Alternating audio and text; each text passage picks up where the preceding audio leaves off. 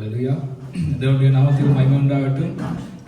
தேவன் எங்களுக்கு கிருபையாய் இறங்கி ஒரு நாள் முழுவதும் எங்களுக்கு தந்திருக்கிறார். நாங்கள் தேவனுடைய நாமத்தை மகிமைப்படுத்தவும், குறிப்பாக இந்த நாளிலே எங்களுடைய விண்ணப்பங்களையும் எங்களுடைய ஜெபங்களை ஏறெடுக்கத்தக்கதாக தேவன் எங்களுக்கு அனுக்கிரகம் பண்ணியிருக்கிற இந்த நாளை தேவன் எங்களுக்கு தந்திருக்கிறார். ஆகையினாலே நாங்கள் தேவனை எங்களுடைய விண்ணப்பங்களை எங்களுடைய ஜெபங்களை தேவனுக்கு ஏறெடுக்க போகிறோம். விசேஷமாய் இந்த இத்தாலி தேசத்திலே இருக்கிற ஜனங்கள், இத்தாலி தேசம் என்றில்லை, எல்லா இடத்திலும் இருக்கிற ஜனங்கள் ஒரு லீவு நாள் கிடைத்தால் அந்த லீவு நாளை அவர்கள் எவ்விதமாய் அவர்கள் அதை பயன்படுத்தி கொள்வார்கள் என்பது எங்களுக்கு தெரியும். காரணம் வந்து நாங்களும் இந்த பூமிக்குரிய லௌகிக வாழ்க்கையிலிருந்து தான் இந்த தேவனுடைய சமூகத்துக்கு வந்திருக்கிறோம். ஆனால் விசேஷமாய் தேவன் எங்களுக்கு அனுக்கிரகம் பண்ணியிருக்கிறார். தேவனுடைய சமூகத்தில இருந்து இந்த நாளை தேவனுடைய வார்த்தைகளை தியானிப்பதற்கும், இந்த வார்த்தையை தியானிப்பது மாத்திரமல்ல, இந்த வார்த்தைகளை நாங்கள் கைக்கொள்வதற்கான விண்ணப்பங்களையும் ஜெபங்களையும் எடுக்கத்தக்கதான ஒரு தருணத்தை தேவன் எங்களுக்கு கிருபையாய் தந்திருக்கிறார். நாங்கள் அந்த தருணத்தை நாங்கள் நல்ல விதத்திலே நாங்கள் பயன்படுத்த போகிறோம். விசேஷமாய் இன்றைய நாளே நாங்கள் பலவிதமான துக்கங்களோடு வந்திருக்கலாம். சிலர் உண்மையாகவே மகிழ்ச்சியோடு வந்திருக்கலாம். தேவன் எங்களுடைய இருதயங்களை ஆராய்ந்து அறிகிறார்கள். எங்களுடைய விண்ணப்பங்களை நாங்கள் தேவை என்று விண்ணப்பம் செய்வதற்கு முன்பதாகவே எங்களுடைய தேவைகளை அறிந்த தெய்வம், அந்த தெய்வத்தை நாங்கள் தெய்வத்தை நாங்கள் பாட போகிறோம். அவர் தன்னுடைய கரத்தை நீட்டி எங்களை தொட்டு எங்களை சுகப்படுத்த அவர் வல்லவராயிருக்கிறார். எங்களுடைய விண்ணப்பங்களை அவர் கேட்கிற ஒரு தகப்பனாய் இருக்கிறார். உலகத்து மனிதர்கள் எங்களுடைய விண்ணப்பங்களை நாங்கள் அவர்கள் சொல்லும் போது ஒரு சில பேர் அதை அக்கறையாக கேட்பார்கள், ஒரு சில பேர் அதை கேட்க வேண்டும் என்று கேட்பார்கள். ஆனால் என்னுடைய தெய்வம் மாத்திரமே எங்களுடைய கண்ணீர், எங்களுடைய கவலைகள், எங்களுடைய இருதயத்தின் ஆழத்திலிருந்து ஊடுருவி பார்த்து அறிகிற தெய்வம். அதனால் நாங்கள் எங்களுடைய வாய்களை திறந்து நாங்கள் பாட போகிறோம்.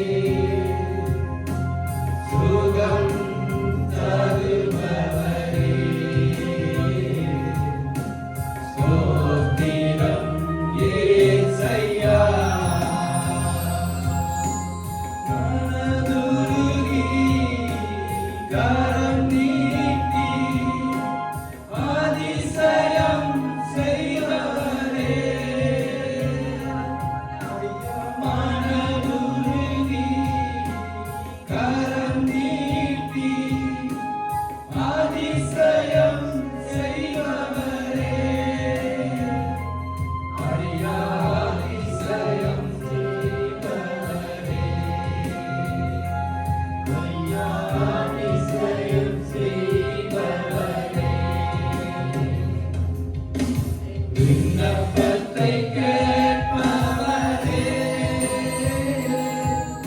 என் கண்ணீரை காண்பவரே, சுகம் தருபவரே, ஸ்தோத்திரம் ஏசையா. சித்தம் உண்டு சுத்தமாகு என்று சொல்லி சுகமாக்கினீர். சித்தம் உண்டு சுத்தமாகு என்று சொல்லி சுகமாக்கினீர். ஐயா என்று சொல்லி சுகமாக்கினீர். ஐயா என்று சொல்லி சுகமாக்கினீர். விண்ணப்பத்தை கேட்பவரே, என் கண்ணீரை காண்பவரே, சுகம் தருபவரே, ஸ்தோத்திரம் ஏசையா. விண்ணப்பத்தை கேட்பவரே, என் கண்ணீரை காண்பவரே, சுகம் தருபவரே, ஸ்தோத்திரம் ஏசையா.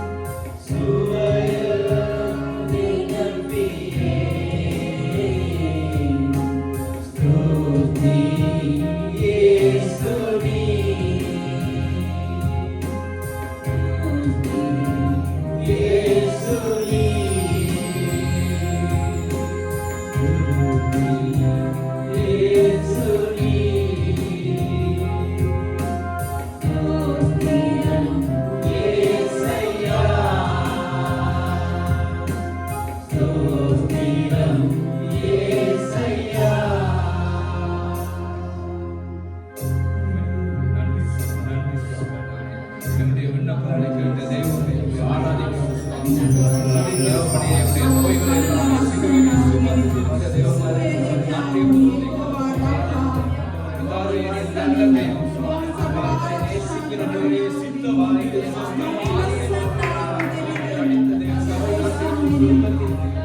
அண்டவரே என்னுடைய உபாசத்தை ஆனந்திருக்காமே தேவனாண்டவரே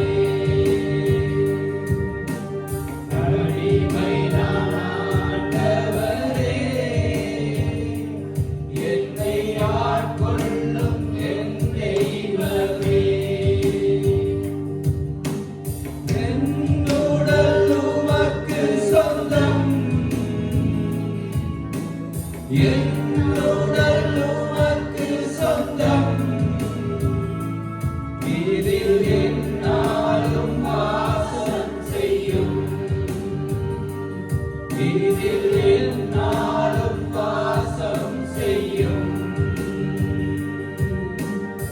அடிமையான ஆண்டவரே, என்னை ஆட்கொள்ளும் என் தெய்வமே. அடிமையான ஆண்டவரே, என்னை ஆட்கொள்ளும் என் தெய்வமே.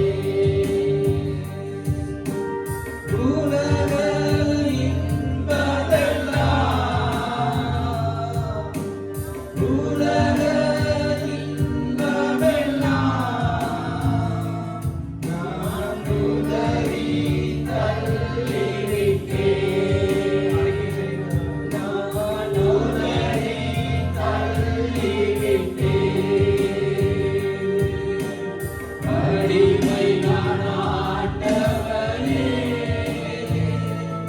என்னை ஆட்கொள்ளும் என் தெய்வமே. அடிமையான ஆண்டவரே, என்னை ஆட்கொள்ளும் என் தெய்வமே. பெருமை செல்வமெல்லாம்,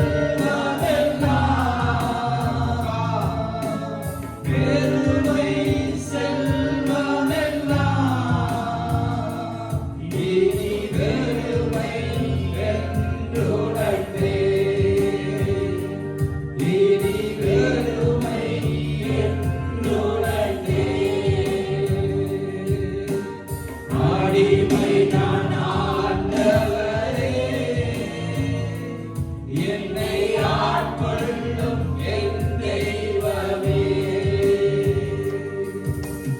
அடிமையான ஆண்டவரே, என்னை ஆட்கொள்ளும் என் தெய்வமே. வாழ்வதே வானலையாக, வாழ்வது நானல்ல, வாழ்வது நானல்ல, என்னில் இயேசுவே வாழ்கின்றார். என்னில் இயேசுவே வாழ்கின்றார். இன்னொரு முறை. வாழ்வது நானல்ல, வித்தியத்தின் ஆரம்பம். வாழ்வது நானல்ல, என்னில் இயேசுவே வாழ்கின்றார். என்னில் இயேசுவே வாழ்கின்றார். அடிமையான ஆண்டவரே, என்னை ஆட்கொள்ளும் என் தெய்வமே. அடிமையான ஆண்டவரே, என்னை ஆட்கொள்ளும் என் தெய்வமே. ஹல்லேலூயா. நன்றி சுவாமி. அடிமையான ஆண்டவரே, ஆட்கொள்ளும் சுவாமி.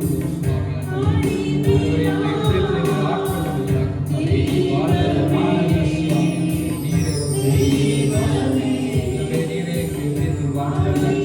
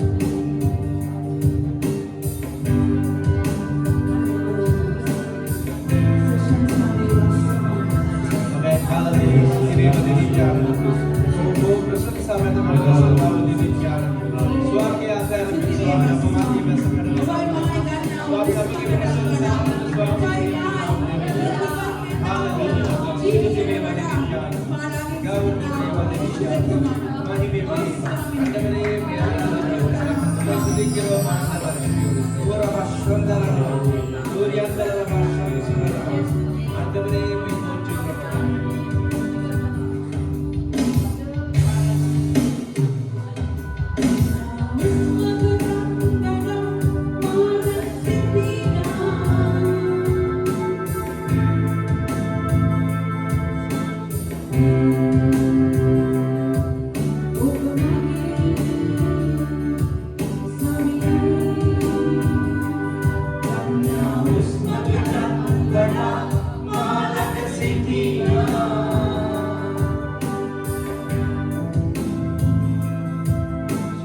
Amen.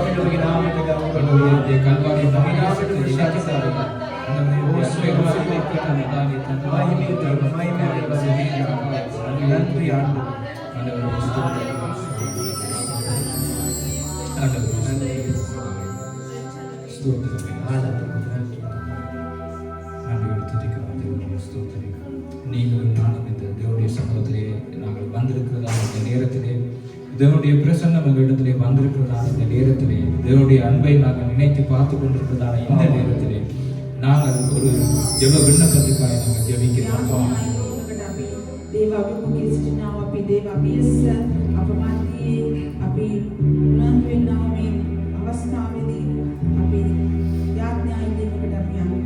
நானும் நீங்கள் ரட்சிக்கப்பட்டதற்கான காரணம் என்ன என்பதை ஒரு விஷயம்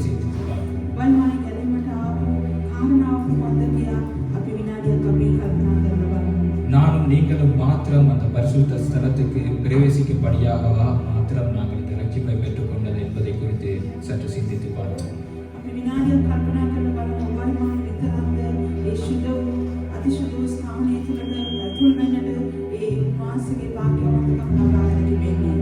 கடந்த வாரத்திலே நாங்கள் தேவனுடைய செய்தியை கேட்டிருந்தோம். சமாரியா ஸ்திரீ, அவளுக்கு அந்த ஜீவ நதி அவள் பெற்றுக்கொண்ட உடனே அவள் என்ன செய்தாள் என்பதை குறித்து நாங்கள் கடந்த வாரத்திலே நாங்கள் அந்த செய்தியை கேட்டிருந்தோம்.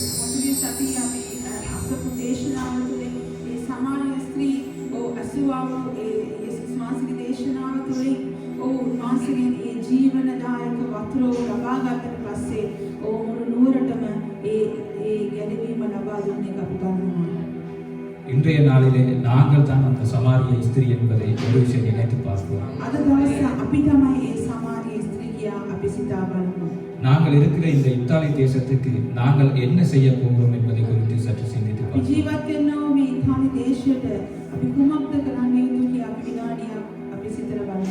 இந்த வருஷம் ஆரம்பித்து இந்த 4வது மாதம் வரைக்கும் இந்த உலகத்திலே எவ்வளவு விதமான சம்பவங்கள் நடந்தேறிக் கொண்டிருக்கிறது.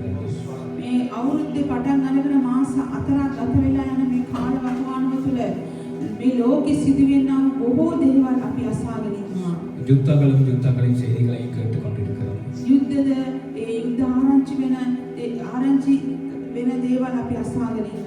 கொள்ளை நோய்கள் பரவி கொண்டிருக்கிறதை நாங்கள் காட்டுத்தீ பரவி எத்தனையோ கிராமங்கள் அழிந்ததை நாங்கள் கேள்விப்பட்டிருக்கிறோம்.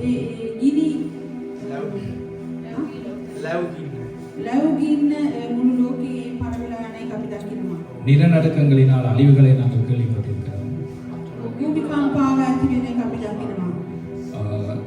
இறுதியாக தாய்லாந்தில் கூட ஒரு பாடசாலை சிறுவர்கள் போன ஒரு பேருந்து தீ விபத்தினாலே எத்தனையோ சிறுவர்கள் மாண்டதை குறித்து நாங்கள் கேள்விப்பட்டிருக்கிறோம்.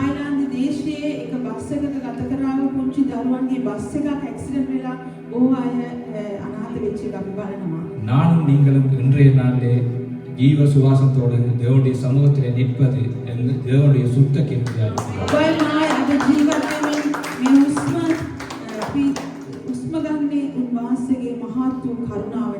அது தேவனுடைய மிக பெரிதான கிருபையாக இருக்கிறது.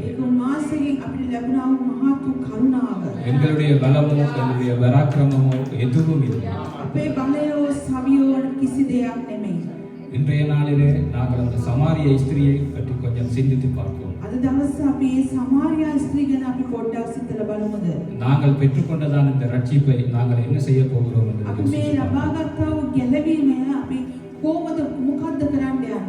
அது மாத்திரமல்ல, இன்று சமயங்கள் ரீதியாக ரிலிஜன் ரீதியாக நிறைய பிரச்சனைகளை நாங்கள் கேள்விப்படுகிறோம்.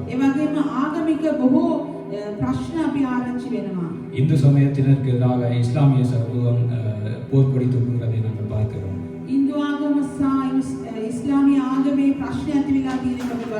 கிறிஸ்தவர்களுக்கு எதிரான இந்து சமயத்தினருடைய அடக்குமுறைகளை நாங்கள் பார்க்கிறோம். நாங்கள் இப்பொழுது இறுதி காலகட்டத்திலே வந்து நிற்கிறோம்.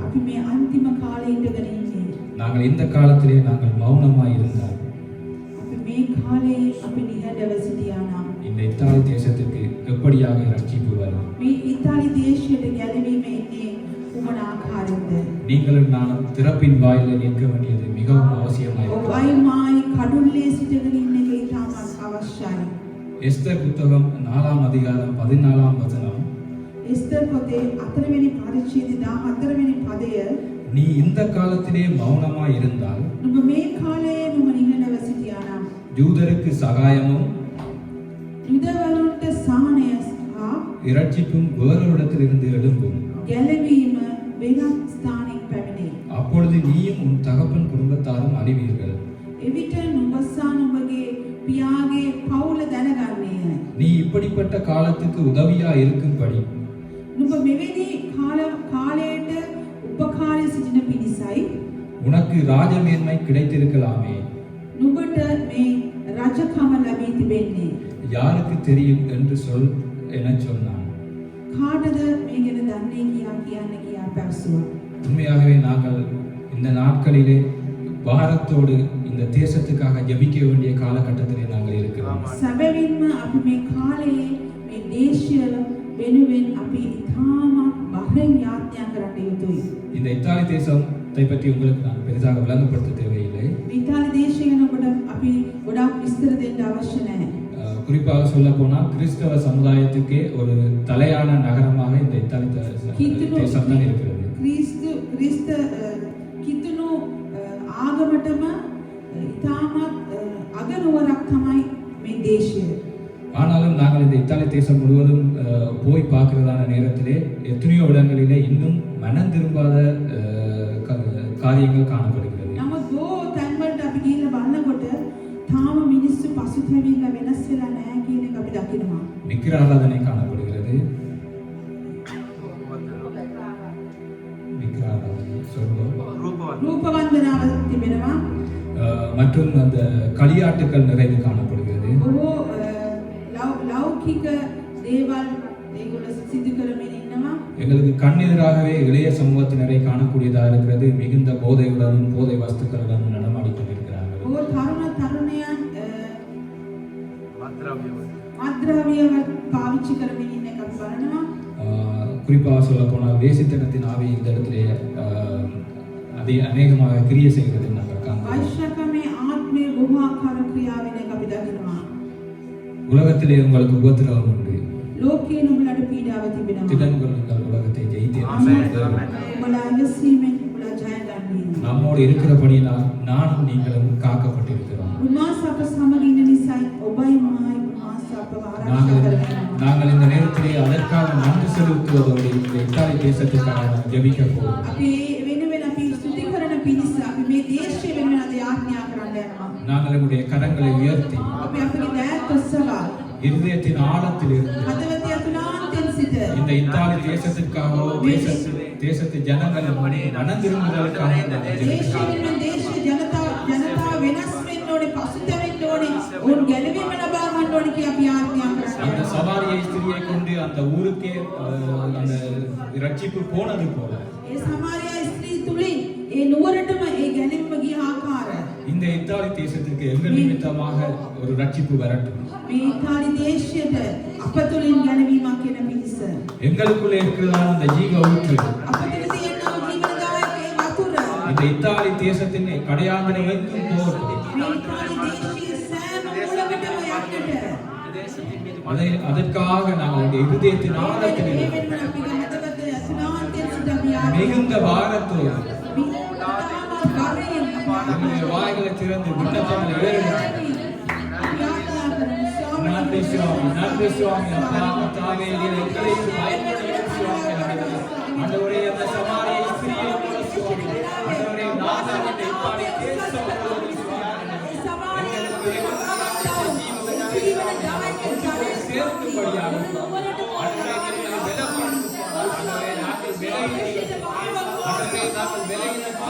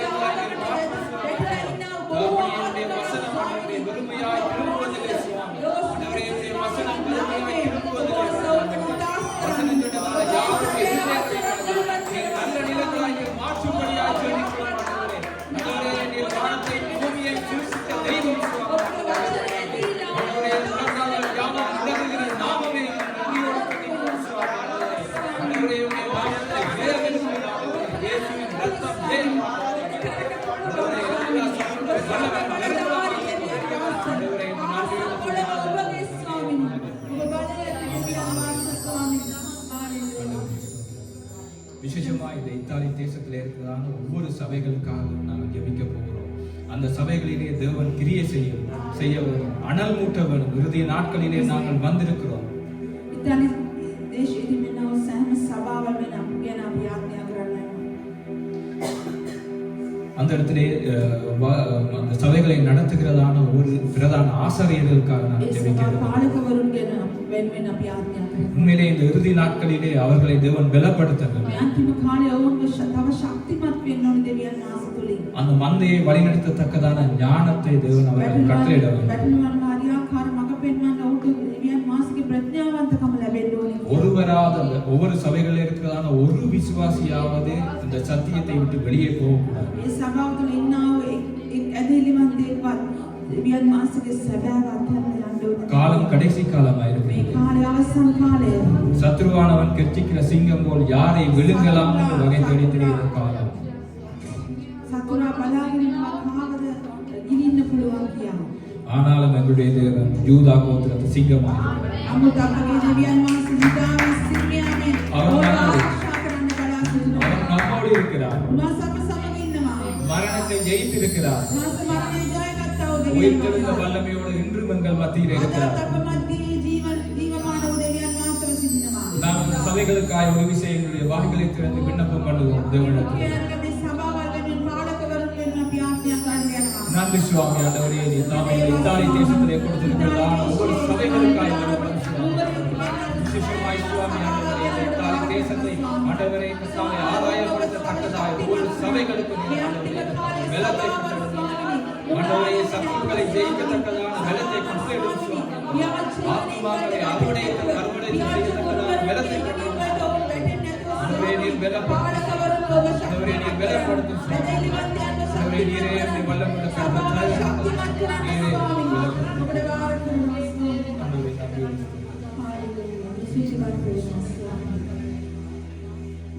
தகப்பனே சுவாமி, வேலைக்காய் நன்றியோடு ஸ்தோத்தரிக்கிறேன். ஆண்டவரே இந்த தருணத்துக்காய் நன்றி சுவாமி. ஆண்டவரே நீர் கிருபையாய் இறங்கி தந்ததான இந்த நாளுக்காய் நன்றி சுவாமி. ஆண்டவரே தகப்பனே, நாங்கள் எந்த விதத்திலும் தகுதி இல்லை சுவாமி. ஆண்டவரே நாங்கள் எந்த விதத்திலும் தகுதி இல்லாத நேரத்திலே நீர் எங்களை தேடி வந்த தெய்வமாய் இருக்கிறீர் சுவாமி. ஆண்டவரே நாங்கள் உலகத்தில் மனிதரால் ஏதோ ஒரு விதத்திலே கைவிடப்பட்ட நேரத்திலே நீர் எங்களை தேடி வந்தீர் சுவாமி. கர்த்தாவே, யாரும் அறியாத என்னை நீங்கள் தேடி வந்தீங்க சுவாமி. ஆண்டவரே அந்த கல்வாரியின் மா நேசத்துக்காய் நன்றியோடு ஸ்தோத்திரிக்கிறோம் சுவாமி. ஆண்டவரே கர்த்தாவே, நீர் கல்வாரியிலே ஜீவன் சிந்தினது, ரத்தம் சிந்தினது சுவாமி, என்னை மீட்கும்படிக்கு சுவாமி. ஆண்டவரே கர்த்தாவே, அந்த நேசத்துக்கு பாத்திரவானாய் என்னை மாற்றினபடியினால், என்னை மாற்றியிருக்கிறபடியினால் நன்றி சுவாமி. ஆண்டவரே தகப்பனே, நீர் எனக்கு தந்ததான இந்த ரட்சிப்பை, நீர் எங்களுக்கு தந்ததான இந்த பெரிதான ரட்சிப்பை சுவாமி. ஆண்டவரே நாங்கள் பறைசாற்றத்தக்கதாய் சுவாமி உதவி செய்ய மாட்டவரே. தகப்பனே, விசேஷமாய் இந்த இத்தாலி தேசத்தை இந்த சமூகத்தில் ஒப்படைக்கிறோம் சுவாமி. ஆண்டவரே நீர் அனுக்கிரகம் பண்ண ராஜா. ஆண்டவரே இந்த விக்கிராதங்களை கட்டிலிருந்து சுவாமி, இந்த வேசித்தன கட்டுக்களை, இந்த போதை வஸ்து பழக்கங்களில் இருந்து ஆண்டவரே விடுதலை ஆகும் சுவாமி. ஆண்டவரே ஆண்டவரே அணிந்து போவதான இந்த இளம் சமுதாயத்துக்காக வருகிறோம் சுவாமி. ஆண்டவரே நீர் கண்ணோக்கி பாருமையா. ஆண்டவரே வாலிபன் பலவான் கையில் உள்ள அன்பு என்று சொல்லப்பட்டிருக்கிறது சுவாமி ஆண்டவரே. கர்த்தாவே நீர் தாமே இந்த ஒரு வாலிபர்களை உன் பக்கமாய் திருப்பத்தக்கதாக நீர் உதவி செய்கின்றவரே. கர்த்தாவே சத்ருவானவன் கொள்ளை கொண்டு போகாதபடிக்கு நீர் காத்துக்கொள்ளுங்க ஆண்டவரே. விசேஷமாய் சுவாமி இந்த இத்தாலி தேசத்தில் இருக்கிறதான ஒவ்வொரு விசுவாசிகளுக்காக வருகிறேன் ஆண்டவரே. என்னுடைய சபையில் இருக்கிறதான ஒரு விசுவாசிகளுக்காக வருகிறோம் ஆண்டவரே. விசேஷமாய் விசுவாசிகளுக்கு இருக்கிறதான ஒவ்வொரு பிரச்சனைகளுக்காக வருகிறேன் ஆண்டவரே. நீர் நல்லவர் சுவாமி ஆண்டவரே. கர்த்தாவே ஒவ்வொருவரான தேவைகளை நீர் அறிந்த தெய்வம் ஆண்டவரே. ஆண்டவரே இந்த நேரத்திலே சுவாமி உங்களுடைய சமூகத்திலே வருகிறேன் கர்த்தாவே. எல்லா சூழ்நிலைகளையும் மாற்ற ஒருவரான முடியும் சுவாமி ஆண்டவரே. கர்த்தாவே ஆண்டவரே இந்த ஜெபங்களை தந்தபடினாலே நன்றி. கூடிய சீக்கிரத்திலே ஆண்டவரே இந்த இடத்துல இருக்கிறதான மிகுதியான கதிரைகளுக்கும் நாற்காலிகளுக்கும் சுவாமி ஆண்டவரே இந்த இத்தாலி தேசத்திலே இருந்து சுவாமி ஆத்துமாக்களை நீர் அறுவடை செய்யத்தக்கதா இந்த இடத்துல இருக்கிறதான ஒவ்வொருத்தரை நீர் பலப்படுத்தும்படியாய் ஜெபிக்கிறோம் சுவாமி ஆண்டவரே. நீரே பொறுப்படும் வழிநடத்தும் ஆண்டவரே சுவாமி. எங்கள் ஒவ்வொருவரையும் தாழ்த்தி உடைய கருத்திலே ஒப்படைக்கிறேன் ஜீவன நல்ல பிதாவே சுவாமி. நன்றி நன்றி. ஹல்லேலூயா.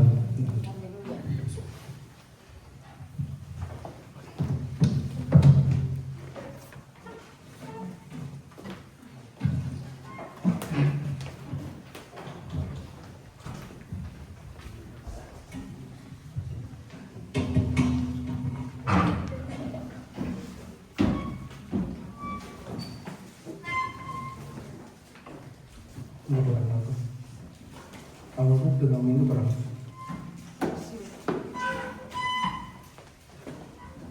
இவ்வளோ சீக்கிரமா? இவ்வளோ சீக்கிரமாவா? அவங்கள வர சொல்லுங்க. இவ்வளோ நேரத்தோடு 2 hour தேவை. அவங்க கூப்பிட்டு வர சொல்லுங்க.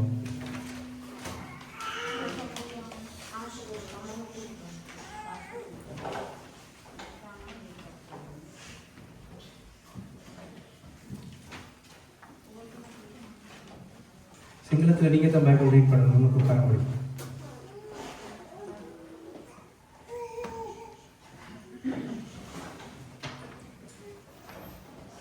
ஹல்லேலூயா. இது வெளிக்கோட்டு சரி அன்றையாமா எத்தனை பேர் உண்மையிலே சந்தோஷமா இருக்கீங்க? டயர்டாக இருக்கிறீங்க? சோகமாக இருக்கிற மாதிரி இருக்கு.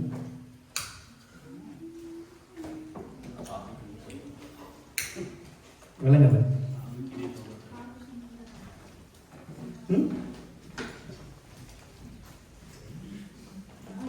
நீங்க தான் வாசிங்க.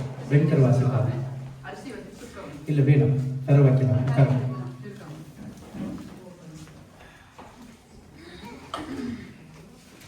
அடுத்த பிரேக் முடிஞ்சதுக்கு அப்புறம் வைக்கலாம்.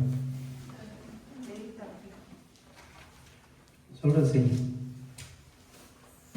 சாப்பிடல இதனால சாப்பிடல. நீ நமக்கான பண்ணி தெரியும். இப்ப நம்ம பார்க்க போறது முதல்ல யாரை பார்த்துனாங்க? இப்பயும் யோசுவாவை குறித்து தான் பார்க்க போறோம். தயவு செய்து உங்களுக்கு கொட்டாவி வந்துச்சுன்னா வாயை அந்த முதல்ல வாயை திறக்கிற மாதிரி திறக்கக்கூடாது. இப்படி அழகா வச்சுக்கணும் கையை. නේ අපිට හැරෙන්න යනවා. අපි මානසිකව තමයි ඉන්නේ නේද? එතකොට මේ මත තියාගන්න. ඒක අනුමනුස්සයෙන්ට පේන්නේ නැහැ. මොකක්ද ඒක? කිඹුලෝ වගේ. කිඹුලෝ තමයි අන්න එහෙම කට අරින්නේ නේද? ඒකල කැතයි. ඒක මේ ඩිසිප්ලින් එකක් නැහැ. අලග වෙඩිද මේ මත තියාගන්න. ලස්සනට கமக் නැහැ. நல்ல லைவ் போகணும் இதெல்லாம். அப்பதான் வந்து உங்களை பத்தின உண்மையான எல்லாம் வெளியே வருது. சரி, முதல்ல நம்ம யோசுவாவை குறித்து பார்த்தோம். இப்பயும் பார்க்க போறது யோசுவா குறித்து. மறுபடியும் யோசுவா.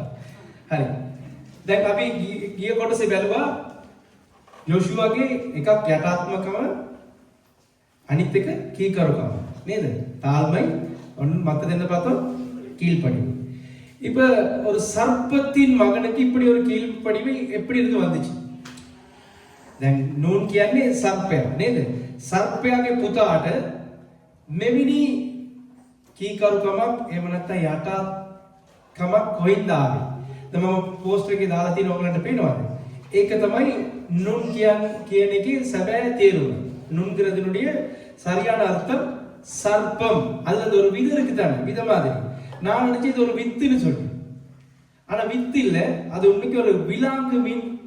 இப்ப எபிரேய மொழியிலையும் எகிப்திய மொழியிலையும் சர்ப்பத்துக்கு தான் அடையாளப்படுத்துது இந்த நூல். හේබ්‍රේය භාෂාවෙන් සහ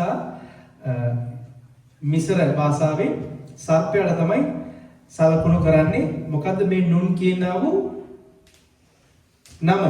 නුන් කියලා අකුරකුත් තියෙනවා හේබ්‍රේය වලින්. ආලෙෆ්, බේත්, ගිමෙල්, දාලෙත්, හේ, වව්, සයින්, හේ, තෙත්, කප්, යොත්, මෙම්, නුන්. අප නුන් කියනා වූ අකුර තියෙනවා. ඒ නිසා මතක තියාගන්න. මේ නුන් කියනා වූ පුද්ගලයාගේ දරුවා තමයි කවුද? யோசுவா. දැන් නැවත අපි මේ පදේ විතර කියමුද? එන්නාගම 13ல 9 இல்லாட்டி 16 வாசிங்க.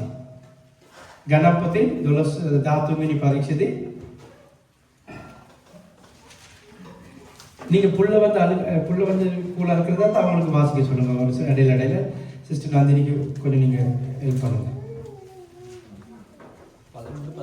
13 9 அல்லது 16 ரெண்டுல எது வேணாலும். அதுல 8 இல்லாட்டி 16 ரெண்டுல ஒன்று. இது சரி வாசிங்க.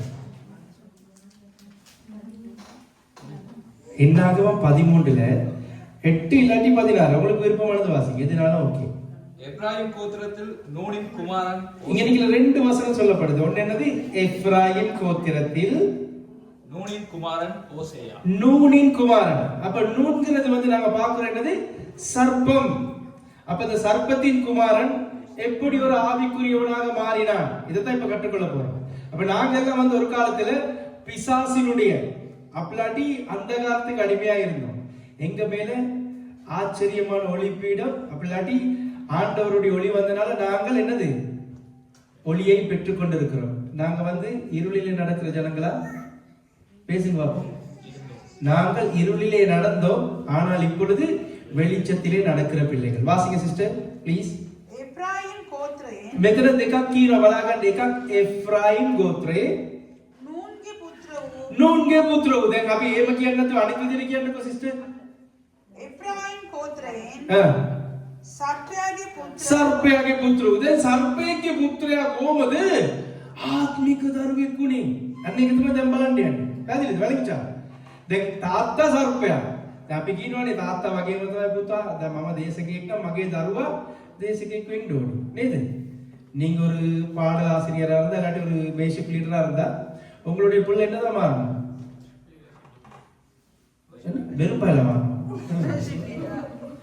වර්ෂිප් ලීඩරා මාරන නේද?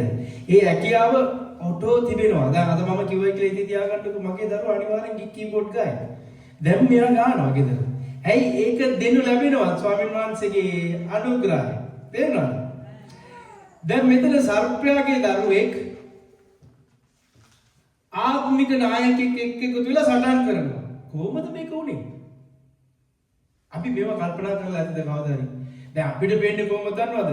තමයි அந்த மத்த படத்தை போடுங்க. அந்த யோசுவாவுடைய யோசுவா இந்த மாதிரி தான் எங்களுக்கு என்னமோ தோணும். எப்படி இருக்கு? ஒரு வாரியர் ஒரு ஆள் இருக்கிறாரு. போடுங்க அந்த படத்தை. முதல் படம் ஃபர்ஸ்ட் படம் அழகுதா? ஒரு ஆர்மி ஓ அதுதான் சோல்ஜர் மாதிரி இருக்காரு. எங்களுக்கு என்ன நினைப்பு? யோசுவா இந்த மாதிரி இருந்த மாதிரி தான் எங்களுக்கு நினைப்பு. விளங்கிச்சா?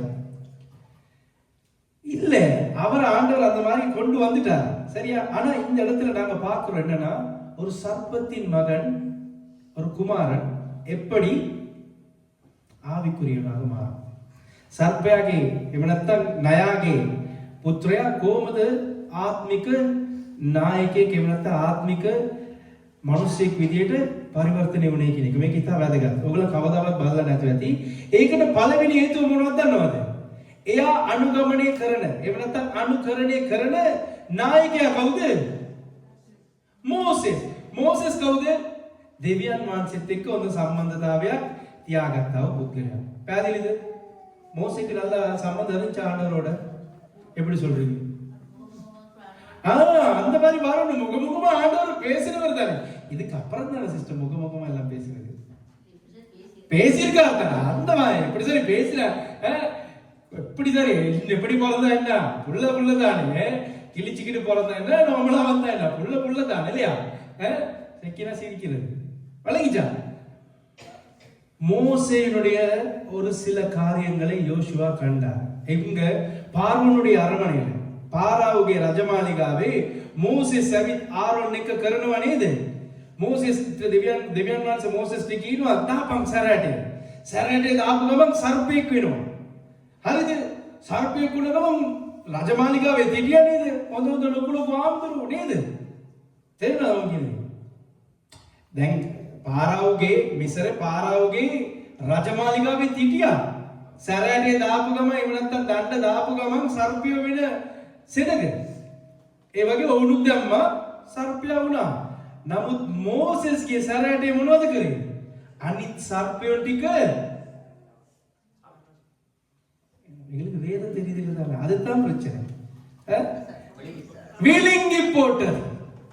ඒකට ඔබ දැනගන්න ඕනේ සැබෑවෙන් ඒ කියන්නේ සැබෑව දේශනා කරන්නා වූ ඕන මිනිසෙක් ඉදිරියේ අන් සියලු දේම පෙරදෙන්න යනවා. ඔබ සැබෑව උගන්වනවා නම් ඔබ ඉදිරියෙන් කාටවත් ඉන්න බෑ. ඇයි දන්නේද මිනිස්සුන් බොරු කියන්නේ? மனுஷர்கள் ஏன் போய் சொல்றாங்கன்னு சொல்லுங்க பாப்போம். ஏன் போய் சொல்றாங்க? சும்மா ஒரு சிம்பிள் கேள்வி நான் சொன்னா நீங்க தன்னை பாதுகாத்துக் கொள்றதுக்கு. இப்ப அது அவர் அப்படி சொல்லுங்க, நல்லவனா காட்டு சூழ்நிலை இல்ல சிஸ்டர். දැන් මම ඒක සිංහලෙන් ඇයි බොරු කියන්නේ? නිකන් කියන්න මම සරාම්මේ බයටද? தப்பிச்சுக்கோ எவன்டா அது பெருமைக்காக போய் சொல்றேன். ஓ அது இருக்குதா? இல்ல சிஸ்டர், இது வந்து பெரிய விஷயம் இல்லை. இதுக்கெல்லாம் நீங்க வந்து பைபிள் காலேஜுக்கு எல்லாம் போக தேவையில்லை, பைபிள் வாசிக்க தேவையில்லை. ஏன் போய் சொல்றேன்னா உண்மையை மறைக்கிறதுக்கு. தெளிவாக்கிறது. අපියි බොරු කියන්නේ සැබෑව සංගවන්න. සැබෑව සංගවන්න පුළුවන්ද? ඒ සැබෑව සංගවන්න එක බොරුවක් කිව්වොත් බොරු කියාගෙන යන්න ඕනේ. ඒ කියපු බොරුව සැබෑව වෙන්නේ නැහැ. පැහැදිලිද මං කියන්නේ? ඒ නිසා තමයි මම ඔයගලන්ට කොයි වෙලාවෙත් කියන්නේ මේ සැබෑව තුල ඉඳගන්න.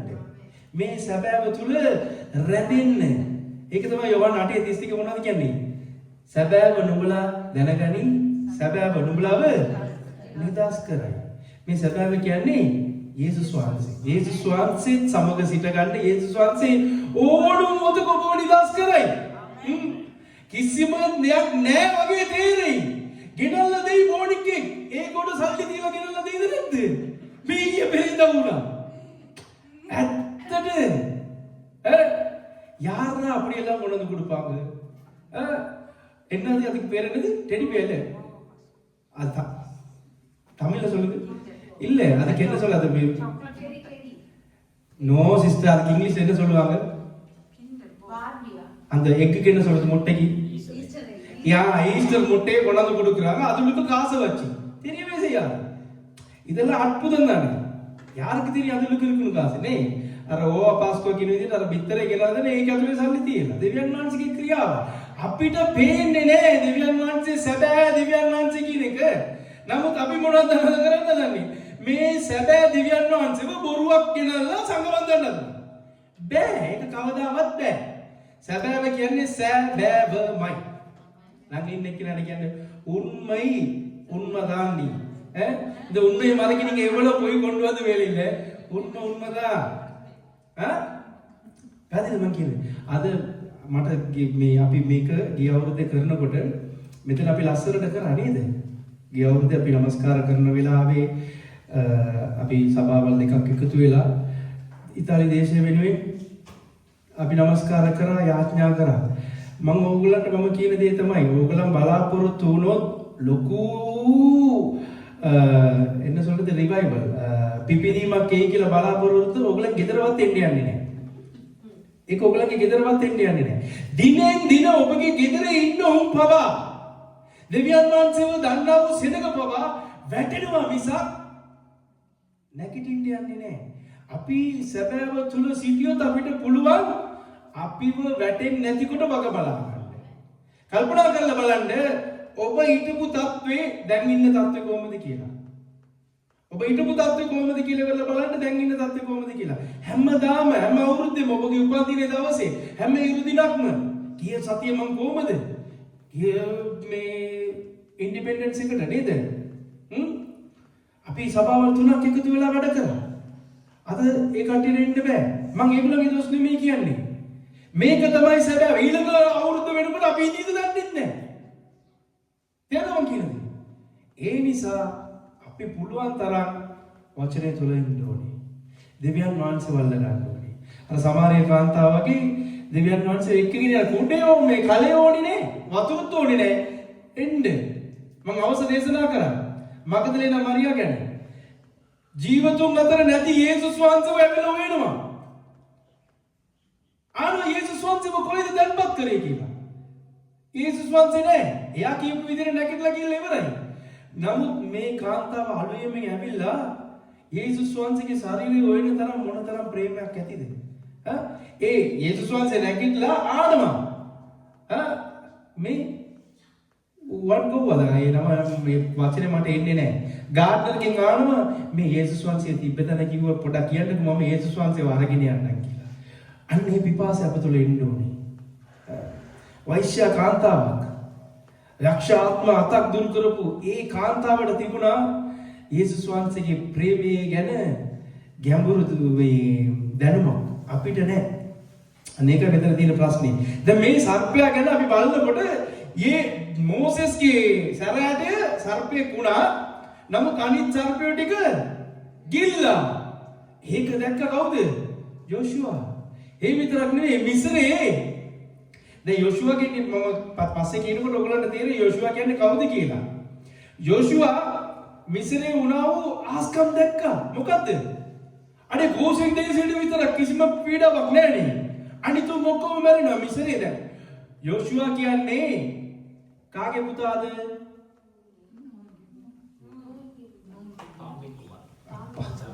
නෑ නෝ නූන්ගේ පුත්‍රයා. නූන් දැන් මේ මොන ගෝත්‍රෙන්ද ආවේ? ඒක ඉස්සෙල්ලා කියවපු නිසා මතක තියෙනවා. මොදලේ කේටර් කරන්නේ. එෆ්‍රායිම් ගෝත්‍රය ආවේ. එෆ්‍රායිම් ගෝත්‍රේ නියෝජනය කරේ කවුද? කාතුලින්ද එෆ්‍රායිම් ගෝත්‍රය ආවේ? யூத குலமா? எப்ராயிம் யாருடைய குமாரன்? அட்டிச்சண்டா ரெண்டு. யோசேப்ගේ පුත්‍රයෝ දෙන්න තමයි කවුද? මනාසේ වැඩිමහල් එෆ්‍රායිම් බාලයා. එතකොට යෝසෙෆ් කොයිද හිටියේ? බෙන්ජමින් එක. මිස්රේ කොහමද හිටියේ? අඩිමේ පාරාවට පස්සේ හිටියේ කවුද? යෝසෙෆ් හිටියේ. එතකොට யோசேப்ගේ පුත්‍රලා කොහමද ඉඳත්තේ? இப்ப எங்கட சபையில அப்படித்தானே. எங்கட சபைன்னா நீங்க யோசிச்சுக்கோ எந்தெந்த சபைன்னு சொல்லி. தகப்பன் பாஸ்டரா இருந்தா பிள்ளைங்க தான் எல்லாம் செய்யுது. யாரும் கேட்கல, அவங்க நினைச்ச நேரத்துக்கு வருவானுங்க, அவங்க நினைச்சதை செய்வாங்க. இங்க நிக்கல அந்த விளையாட்டெல்லாம் கிடையாது. இங்க நிக்கல தலைவரான யாரா இருந்தாலும் நீங்க எல்லாம் ஆடுகள், இல்லாட்டி ஓநாய்களானா வெளியே தான். ஏன் அப்படி சொல்றேன்னா ஆடுகளா இருக்கணும். நான் கூட ஒரு ஆடு தான். அழகிச்சா அது அப்படி දකින්න පුළුවන් නේද? දැන් තාත්තා ඇවිල්ලා පාස්ටර් නම් පුතුලට ඕන දෙයක් ඒගොල්ලන්ට කිසි දෙයක් නැහැ. ඒගොල්ලෝ නමස්කාර ටීම් එකේ ඇති ඕන දෙයක් කරයි. ඊට පස්සේ ඒගොල්ලෝ දේව වචනේ ආන්නේ ඒගොල්ලන් එළියේ ඉන්නේ. ඒගොල්ලෝ කරලා ඉවරලා ඒගොල්ලන්ගේ පාඩිය ඕන දෙයක් කරගෙන ඉන්නේ. ඒක කියලා දෙන්න තාත්තටත් බෑ, නායකයන්ටත් බෑ. මෙන්න මේක තමයි අපි දැනගන්න ඕනේ. කවුද අපේ යෝසේප්ගේ පුතුලා තමයි කවුද? එෆ්‍රායිම් සහ මනාසේ. එෆ්‍රායිම්ගේ දරුවෝ තමයි කවුද? ඕම් ඇවිල්ලා කවුද ඉන්නේ? නූන්. දැන් එතකොට එයාට මිස්රේ හොඳ තත්ත්වයක් තියෙන්න ඕනේ නේද? මං කියන දේ පැහැදිලිද? ඒකට අපි ඊළඟ කොටසට යන්න. මම ඊට ඉස්සෙල්ලා මේක කියන්නම්. එතකොට යෝෂුවා දන්නවා මෝසෙස් දැන් ඇවිල්ලා කතා කරනවා, මෙන්න වතුරට ගැව්වා, වතුර ලේවුණා, අර පැත්තෙන් ගල් වරුසාව, අර පැත්තෙන් පළඟැටියන් එනවා, අර පැත්තෙන් අන්ධකාර වෙනවා. මාර පුදුම දේවල් නෙවෙන්නේ. දෙවියන් වහන්සේගේ මිනිස්සයා ඇවිල්ලා කතා කරනකොට පුදුම දේවල් වෙනවා. මේක දැක්කා කවුද? යෝෂුවා දැක්කා. ඊටත් වඩා දැන් රෙවිදීම් වලට එන්න ඉස්සෙල්ලාම ලොකු ආස්කමක් වුණා. මොකද්ද? අන්තිම දවසේ මිස්රේ හිටියව කුළුතුල් සියලු දෙනාම දෙවියන් වහන්සේ විනාශ කරා. අර ඒක බලපුවම මම යෝෂුවට කොහොම ඇතිද? දැන් යෝෂුවත් නේද ඉන්නේ උන්ත් එක්ක. ඒක හරි කමක් නැහැ. අරියට ඇවිල්ලා රතු මුද ගාව ඉන්නකොට කොහොම වෙන්නද ඉතින්? සෙනග ඔක්කොම පදිරි.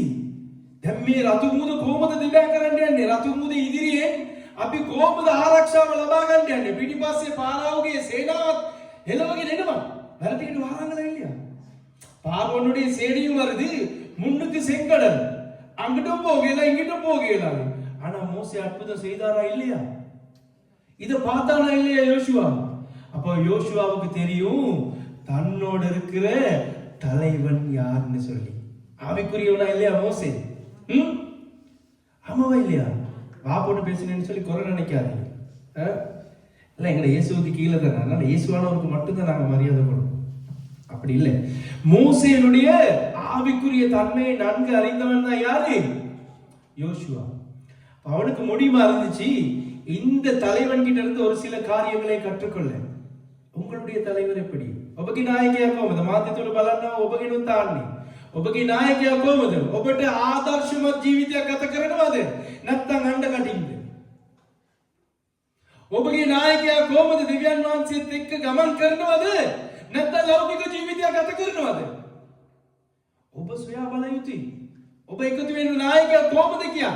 ඔබ ඉන්නව නායකයා කොහොමද කියලා ඔබ බලන්න ඕනේ. මේක යොෂුවාට තේරුණා. අඩේ කන්දරට ගියා. දැන් එසෙව්වා මෙන්න මට සටන් කරලා ඉවරලා ජයග්‍රහණය ගන්න පුළුවන් හැකියාව තිබෙනවා. ඊටත් වඩා සමහර ආස්කම් දැක්කා මෝසෙස්ගේ. මෝසෙස්ගේ මිසර විතරක් නෙමෙයි. කොයිද?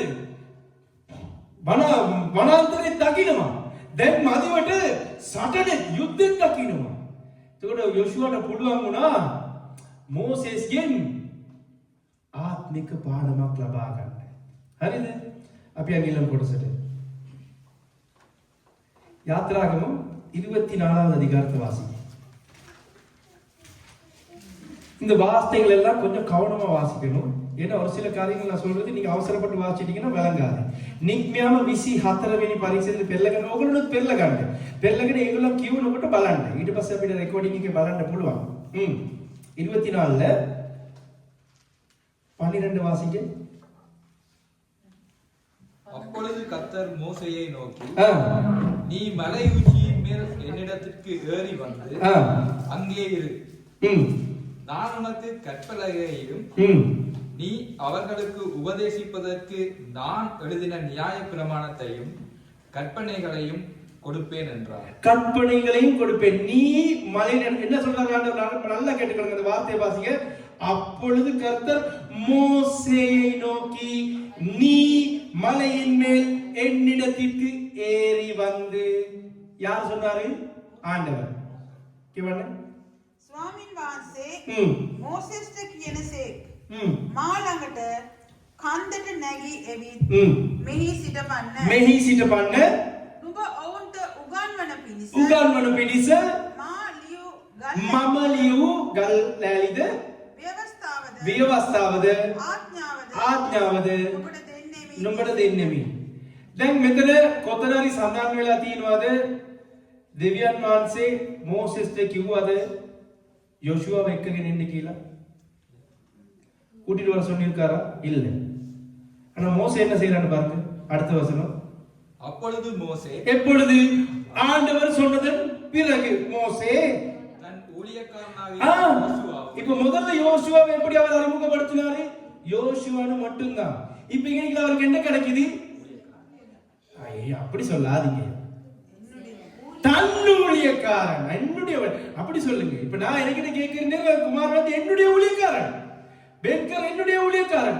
இதனாலதான் நான் சொல்றது, என்கிட்ட சொல்லாம நீங்க போக கூடாது. நீயே வெளியே போறவங்க உங்களை மேய்ச்சிட்டாங்கன்னா கெட்ட பேர் உங்களுக்கு மட்டும் இல்ல ராசாத்தி, தலைவனான எனக்கும் சேர்த்துதான். அதே நேரத்தில் நானும் தெரிஞ்சுக்கொள்ளணும். என்ன தெரியுமா?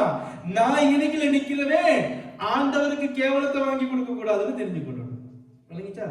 நீங்களும் நானும் செய்யற கிரியைகள் யாருக்கு கடைசியில பாதிக்கும்? எனக்கு உங்களுக்காக சிலுவையில மறிச்சவருக்கு தான் கெட்ட பேர். සිස්ටර් අන්දර ඒ ස්ථානයේ කියලා දිනවද මෝසෙස්ට යෝෂුවාවත් එක්කගෙන යන්න කියලා?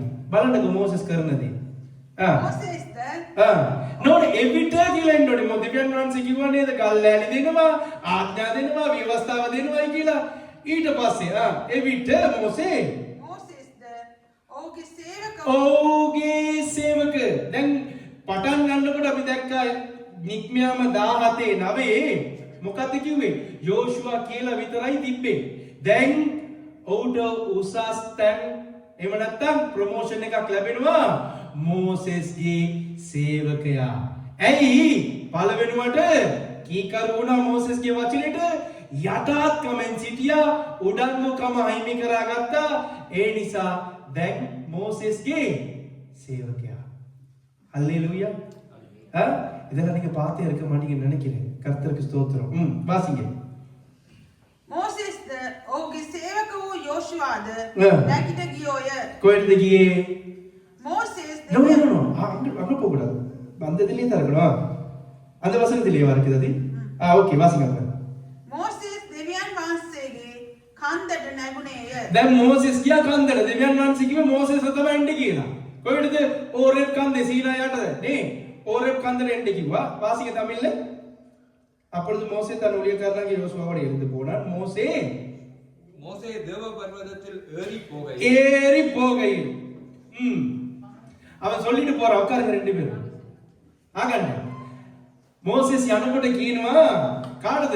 ආරොන්ටයි ඌර්ටයි කියනවා නුඹලා මේ සෙනඟ බලාගෙන ඉල්ලා අපි උඩට යනවා ගිහිල්ලා දෙවියන් වහන්සේව මුණ ගැසලා එන්නම් කියලා. හරි? දැන් අපි කියලා කිව්වේ නෑ දෙවියන් වහන්සේ එන්න කිව්වේ කාටද? මෝසෙස්ට විතරයි. මෝසෙස් යනකොට එක්කගෙන යනවා. ඔබ දන්නවද අද සේවකයෝ කියන්නේ නායකයෝ යනකොට Tamanගේ ගෝලයන් ඇයි එක්කගෙන යන්නේ කියලා? Taman යන මාර්ගේ ඔවුන් ඉගෙන ගන්න ඕනේ. ඔවුන් දැනගන්න ඕනේ.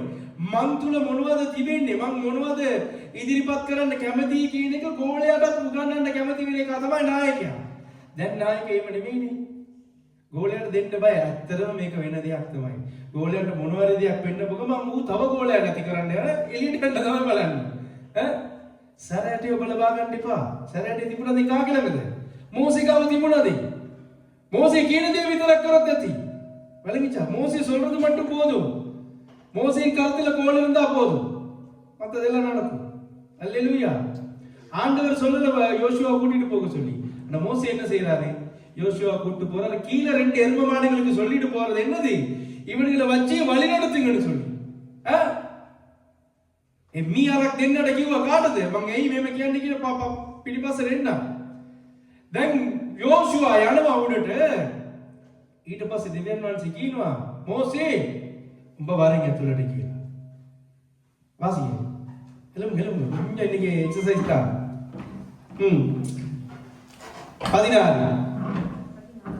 16 15 இருந்தே வாசிப்போம். கொஞ்சம் இன்னைக்கு வார்த்தைகள் வாசிப்போம்.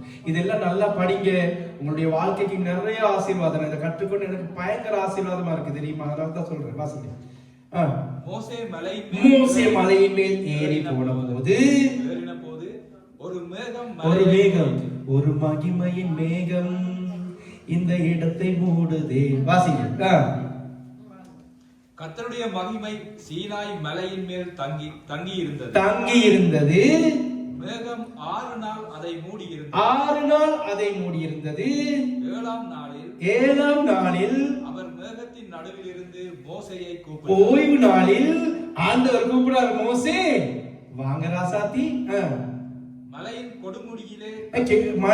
கொடுமுடிவிலே கர்த்தருடைய மகிமையின் காட்சி இஸ்ரவேல் புத்திரருடைய கண்களுக்கு பட்சிக்கிற அக்கினியை போல் இருந்தது. இப்ப கீழ இருந்து பாக்குறவங்களுக்கு எல்லாம் ஆண்டவருடைய காட்சி எப்படி இருக்குது?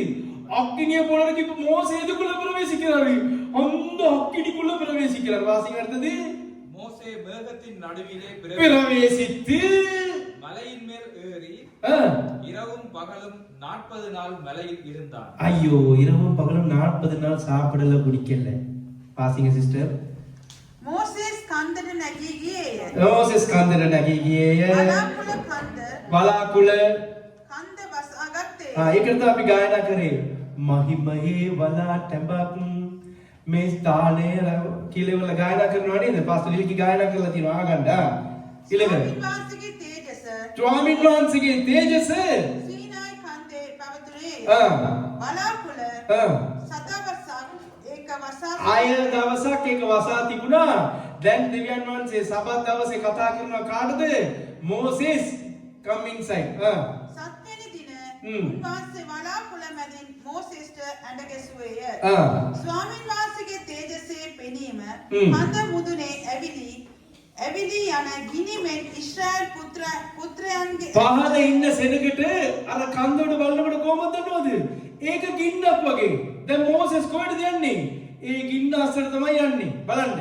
මෝසෙස් වලාකුළ මැදට ඇතුල් වී ඒ ගින්න ඇතුළට ඇතුළු වෙන ගමන් අන්තට නැගුණේය. මෝසෙස් දවල් 40ක්ද රෑ 40ක්ද කන්දේ සිටියේය. ඕකේ වාඩි වෙන්න. දැන් මෝසෙස් කොයිද ඉන්නේ? මම මේ මාන්නම්කෝ. මෝසෙස් කොයිද ඉන්නේ? කාටද දන්නේ කියලා කියන්න එපා. එංග සීමේලිය. සීනායි කන්දේ. හරි. මෝසෙස් කොයිද ඉන්නේ? කන්ද උඩ. හරිද? දෙවියන් වහන්සේගේ අභිමුඛේ. මොනවද කරාගෙන ඉන්නේ? දවස් 40ක් නොකා නොබී ඉන්නවා. සෙනග කොයිද ඉන්නේ? පහළ. மோசே இருக்காரு மலை மேல ஆண்டவர் சமூகத்துல 40 நாள் சாப்பிடல முடிக்கல. ஏன் அங்க ஒருத்தர் இருக்கிறாரு மோசேக்கு. ஜனங்கள் எங்க இருக்கிறாங்க? கீழே. அப்ப யோசுவா எங்கடா இருக்கான்? யோசுவா ரெண்டுக்கும் நடுவுல நிக்கிறான். யோசுவாக்கு யாருமே துணை இல்லை தானே. யோசுவாக்கு மோசே கூட துணை இல்லை. ஏன்? மோசே ஆண்டவரோட போயிட்டு பேசிக்கிட்டு இருக்காரு. கீழே ஜனங்கள் ஆரோனுக்கு ஊருக்கு இஸ்ரவேல் ஜனங்கள் எல்லாரும் இருக்கிறாங்க. யோசுவாவை கூட்டிட்டு போனதுக்காக 40 நாள் யோசுவாவும் உண்ணாம தண்ணி குடிக்காம மோசேயுடைய வார்த்தைக்காக அந்த இடத்துல நிற்கிறான். இதுதான் உண்மையான ஒரு ஊழியக்காரனுக்கு இருக்க வேண்டிய ஒரு கிரியை தெரியுமா? எனக்கு ஞாபகம் இருக்குது. நாங்கள் 2006 எங்கேயோ பாஸ்டர் யோவானோட அம்பாறைக்கு ஒரு மிஷனரிக்கு போயிருந்தோம். அப்போ ஒரு பேப்டிசத்துக்கு தான் போயிருக்கோம். நாங்கள்லாம் பேப்டிசம் கொடுக்கறதுக்கு முதல்ல என்னோட பெரிய பெரிய ஊழியக்காரங்கள்லாம் சாப்பிட்டு முடிஞ்சு பாஸ்டருக்கு பயங்கர கோபம். என்னடா ஒரு ஞானஸ்தானத்துக்கு உங்களுக்கு ஒரு நாள் கூட ஒருவேளை சாப்பிடாம அதை கொஞ்சம் முடிச்சுட்டு உங்களுக்கு சாப்பிட்டதுக்கு டைம் கிடைக்கலையான்னு சொல்லி அப்படி ஏசினாரு. அந்த நேரம் அதெல்லாம் விளங்கலை பாஸ்டர் வேண்டாம். ஆனால் இந்த இதுகளை படிக்கிற நேரம் அப்படிப்பட்ட ஒரு ஊழியக்காரன்கிட்ட இன்னும் இருக்கிறோங்கிறது நேரம் ஒரு பெரிய ஒரு பெருமையா இருக்கு தெரியுமா? බලන්න සිස්ටර් දැන් මෝසෙස් ඉන්නේ කන්ද උඩ. දෙවියන් වහන්සේත් එක්ක නේද ගනුදෙනු කරාගෙන ඉන්නේ. අයාගේ මූණ දැක්ක ගමන් කන්න ඕනෙත් නැහැ, බොන්න ඕනෙත් නැහැ. දැන් අපේ ගෑනුගේ මූණ වල දැක්ක ගමන් ඒක වෙන දෙයක්. ඒව ගැන අපි කතා කරන්න ඕනේ නැහැ. අපි දැන් දෙවියන් වහන්සේගේ මූණ නේද මෝසෙස් දකින්නේ. එතකොට එයාට ඔක්කොම අමතකයි. ඇයි? දෙවියන් වහන්සේගේ අභිමුඛේ පාල ආරොන්ට ඌර්ට සෙනග ඉන්නවා. ඊශ්‍රායල් සෙනගට මෝසෙස් සැලසුමක් කරලා තමයි යන්නේ. නුඹලට යම්කිසි ප්‍රශ්නයක් තිබ්බොත් ආරෝන් සහ ඌර් ඉන්නවයි කියලා. නමුත් යෝෂුවා කොතනද ඉන්නේ? දෙකටම මැද. දැන් යෝෂුවාට පල්ලෙහාට යන්නත් බෑ. ඇයි? මෝසෙස් එක්කන් ගියා. පල්ලෙහාට ගියොත් ලැජ්ජයි. මොකද ගියේ?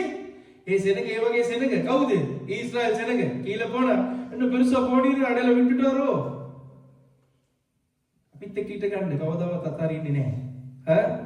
තේරුණා? මොන හේතුවක් මතවත් දාලා යන්නේ නැහැ. දුවල යන සෙනග නෙමෙයි අපි. ආමෙන්. බය වෙන්න නැතුව කියන්න. අවුරුදු කීයක් ගියොත් හරි ඕගලන්ට එක්ක ඊට ගන්නවා අපි. මම විතරක් නෙමෙයි මගේ නායකත්වය. බය වෙන්න නැතුව කියන්න. මෝසෙස් උඩට යන්න බෑ. මෝසෙස් කිව්වා මෙතන ඉන්න කියලා නැවතුවා. දැන් හරි මෝසෙස් නොකානුම ඉන්නවා දෙවියන් වහන්සේගේ අභිමුඛේ. යෝෂුවා මොනවද කරේ? නමුත් ඒ අභිමුඛේ ඉන්න බෑ. පාස්ටර් සුරේෂ් රාමචන්ද්‍ර මේ උගන්වනකොට කියනවා මම දැක්ක එයාගේ අර මූවමන්ට් එක පුදුම හැඟීමක් ඇතුව කතා කරන්නේ. දන්නවද මේ ටික? ඒ ස්ථානයට ගියේ එයා කියනවා මම මෙතනට ගිහිල්ලා තියෙනවා කියලා. එයා කියනවා දවසකට වැඩිය ඉන්න බැරු වතුරු බොන්න නැතුව. කන්න නැතුව ඉන්න පුළුවන් වතුරු බොන්න නැතුව ඉන්න බෑ. ඔඩමෙල්ලා කායිමා ඇඟ වේලෙනවලු. නමුත් දෙවියන් වහන්සේගේ අභිමුඛයේ හිටියේ මෝසෙස් නේද? ජෝෂුවා ඒ ස්ථානයේ මෝසෙස්ගේ වචනේ නිසා හිටියා. මේක අපි කවුරුත් දැනගෙන සිටියේ නැහැ. මම මේක දේශනා කරලා තියෙනවා. මම লীලා තියෙනවා මගේ නෝට්බුක් එකේ පාස්ටර් මේක උගන්වනකොට මම লীලා තියෙනවා. අනේ මෙවැනි දෙයක් මම දන්නේ නැහැ. මෝසෙස් රැඳී සිටියයි කියන එක දන්නවා. නමුත් දවස් 40ක් මෝසෙස් වගේම නොකා නොබී සිටියයි කියන එක දන්නේ නැහැ. මෙන්න මේක තමයි නායකයාගේ හැඟීම. තේරුණාද? නායකයා මොනවද කරන්නේ? නායකයා කිව්වොත් එළවුනේ නැහැ. ඔබ දන්නවද 24 වෙනි පරීක්ෂේදී මම මේක ඔයගලන්ට උගන්වලා තියෙනවා. නැගපු මේ දෙන්න බයින්නේ කවුදද? මෝසෙස් බයින්න කවදද 32 වෙනි පරීක්ෂණේ බයින්නකොට අයියයි මස්සිගයි මොනවද කරන්නේ ලොකු කෝලාලයක් හදලා තිබ්බා என்ன செஞ்சிருந்தாங்க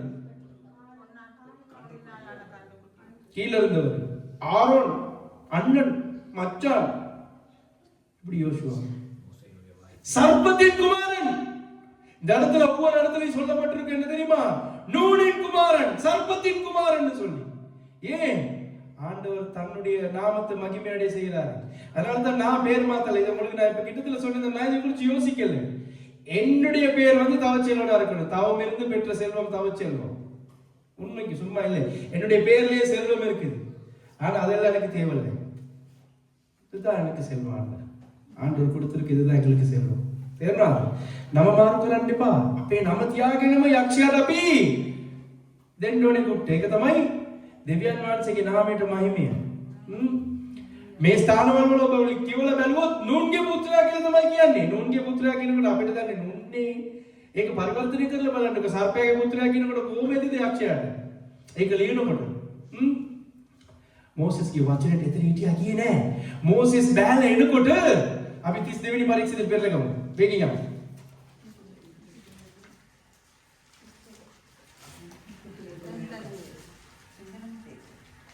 வாசிங்க 32ல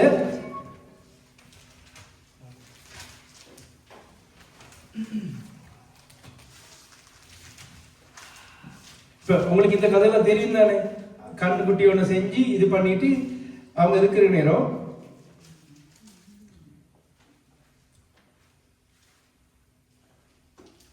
17வது வசனம் இப்ப ஜனங்கள் ஆரவாரிக்கிறது எல்லாம் கேக்குது சரியா 32 17 ஜனங்கள் ஆரவாரம் பண்ற சத்தம் யாருக்கு கேக்குது யோசுவாக்கு கேக்குது ஜனங்கள் ஆரவாரம் பண்ணுகிறதை யோசுவா கேட்டு மோசேயை நோக்கி பாளையத்தில் யுத்தத்தின் இரைச்சல் உண்டாயிருக்கிறது என்றார் எப்படி இருக்கும் இப்ப ஆல்ரெடி யுத்தம் பண்ணவன் தானே அண்ணன் தலைவா இப்படி சொல்லுமே மோசேன்னு பேர் சொல்லாட்டியும் மோசே தான் எழுதுறாரு இப்ப நான் அன்னைக்கு இருந்து நான் கேமோல கொடுப்போம் என்ன சொல்றீங்க தலைவா அங்க யுத்தம் நடக்குது போல நாங்க இறங்கி போவோம் யோசுவா ஆயத்தமாகிறோம் வாசிக்கிற நேரம் உணர்வு பூர்வம் வாசிக்க இப்ப ஜனங்கள் ஆரவாரம் பண்ணுகிறது யோசுவா கேட்டு மோசே நோக்கி தலைவா பாளையத்தில் யுத்தத்தின் இரைச்சல் உண்டாயிருக்கிறது என்றான்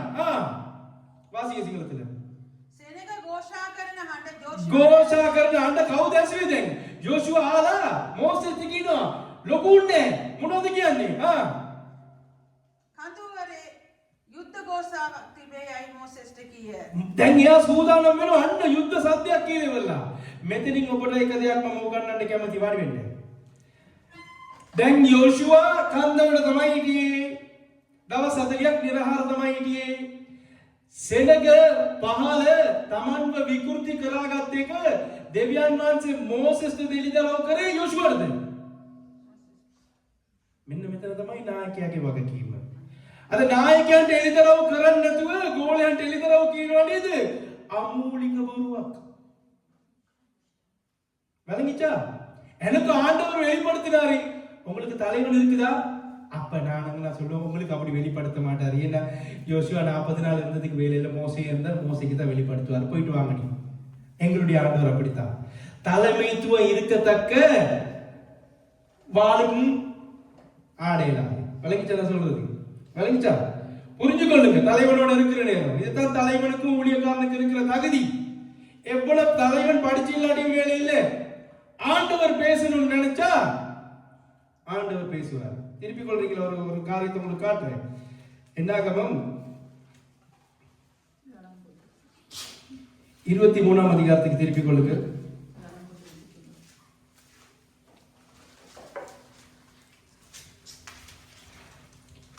சாரி 22க்கு திருப்பி கொள்ளுங்க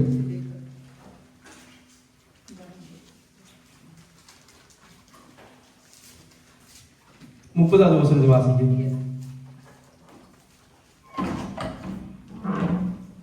வாசிங்க சிரிக்கிறீங்க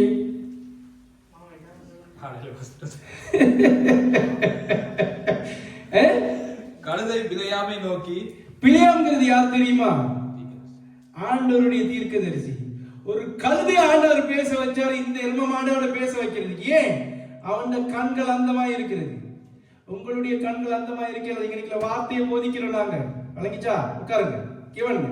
කොටල දෙන ආ. මම ඔබගේ මුළු ජීවිතේ ඒ කොටලුවා කතා කරනවා අනාගත වතුරුතුමාට. නුඹට තේරෙන්නේ නැද්ද? මම නුඹගේ බර උස්සන්නේ නේද ඉන්නේ? ඔකරක වෙනා. අද පොද අද තෝද. ඒ කොටලුවාව දෙවියන් වහන්සේට කතා කරවන්න පුළුවන් නම් ඒ දෙවියන් වහන්සේට බැරි. නායකයව කතා කරවන්න. නායකයා ඉගෙන ගන්න ඕනේ නේ.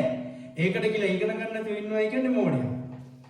නායකයා කියන්නේ හැම වෙලෙම අප්ඩේට් කරගෙන ඉන්න ඕනේ.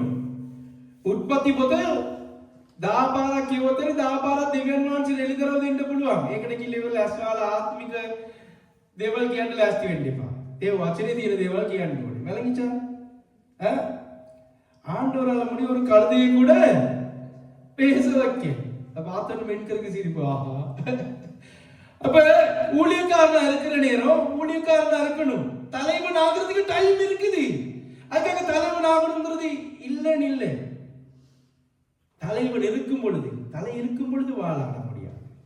அதனால தான் இயேசு கிட்ட வந்து சொல்றாங்க, என்ன உங்களுடைய என்ன சொல்றது சீசர்கள் உபவாசம் இருக்கிறது இல்லைன்னு சொல்லி. மனவாளன் இருக்கிறது அவங்க இருக்க தேவையில்லை. என்னுடைய மனவாட்டிகள் நான் இருக்கிற நேரம் அவங்க இருக்க தேவையில்லை. இல்லாத நேரம் இருப்பாங்க. මේකට යේසුස්වහන්සේගෙන් ඇවිල්ලා ආනවා මොකෝ ඔයාගේ ගෝලයන් මේ නිරාරේ ඉන්නේ නේ. මනාලිය මම ඉන්නවා. උන් මනාලිය ඕන්නේ මම නැතිකොට උන් නිරාරයි. வழங்கிச்சா? இதை நீங்க எப்ப கற்றுக்கொள்றீங்களோ ஒரு நாளும் நாங்க வந்து பாஸ்டர் யோவானுக்கு மீறி போனது இல்லை.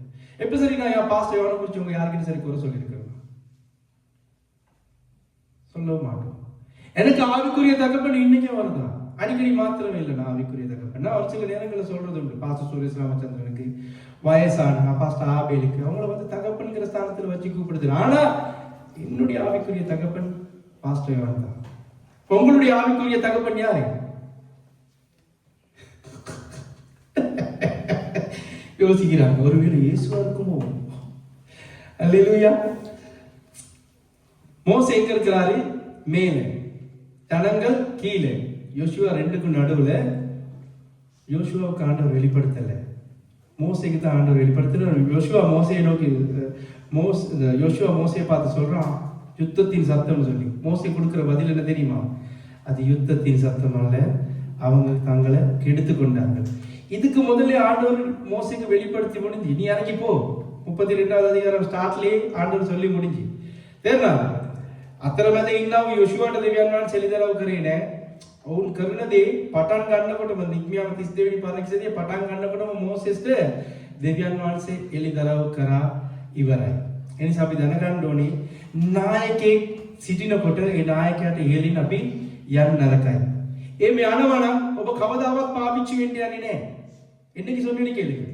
உங்களுடைய தலைவனை குறித்து நீங்க வெளியே குறை சொல்றீங்களா இருந்தா உங்களுடைய தலைவன் யாருடைய ஸ்தானத்தில் இருக்கிறாரு தெரியுமா? இயேசு கிறிஸ்துவினுடைய ஸ்தானத்தில் இருக்கிறார். ඔබගේ නායකයා ගැන ඔබ දොස් පවරනවා නම් ඔබ වැරදි දේ කියනවා නම් ඔබේ නායකයා නියෝජනය කරන්නේ කවුරු ගැනද? යේසුස් වහන්සේ ගැන.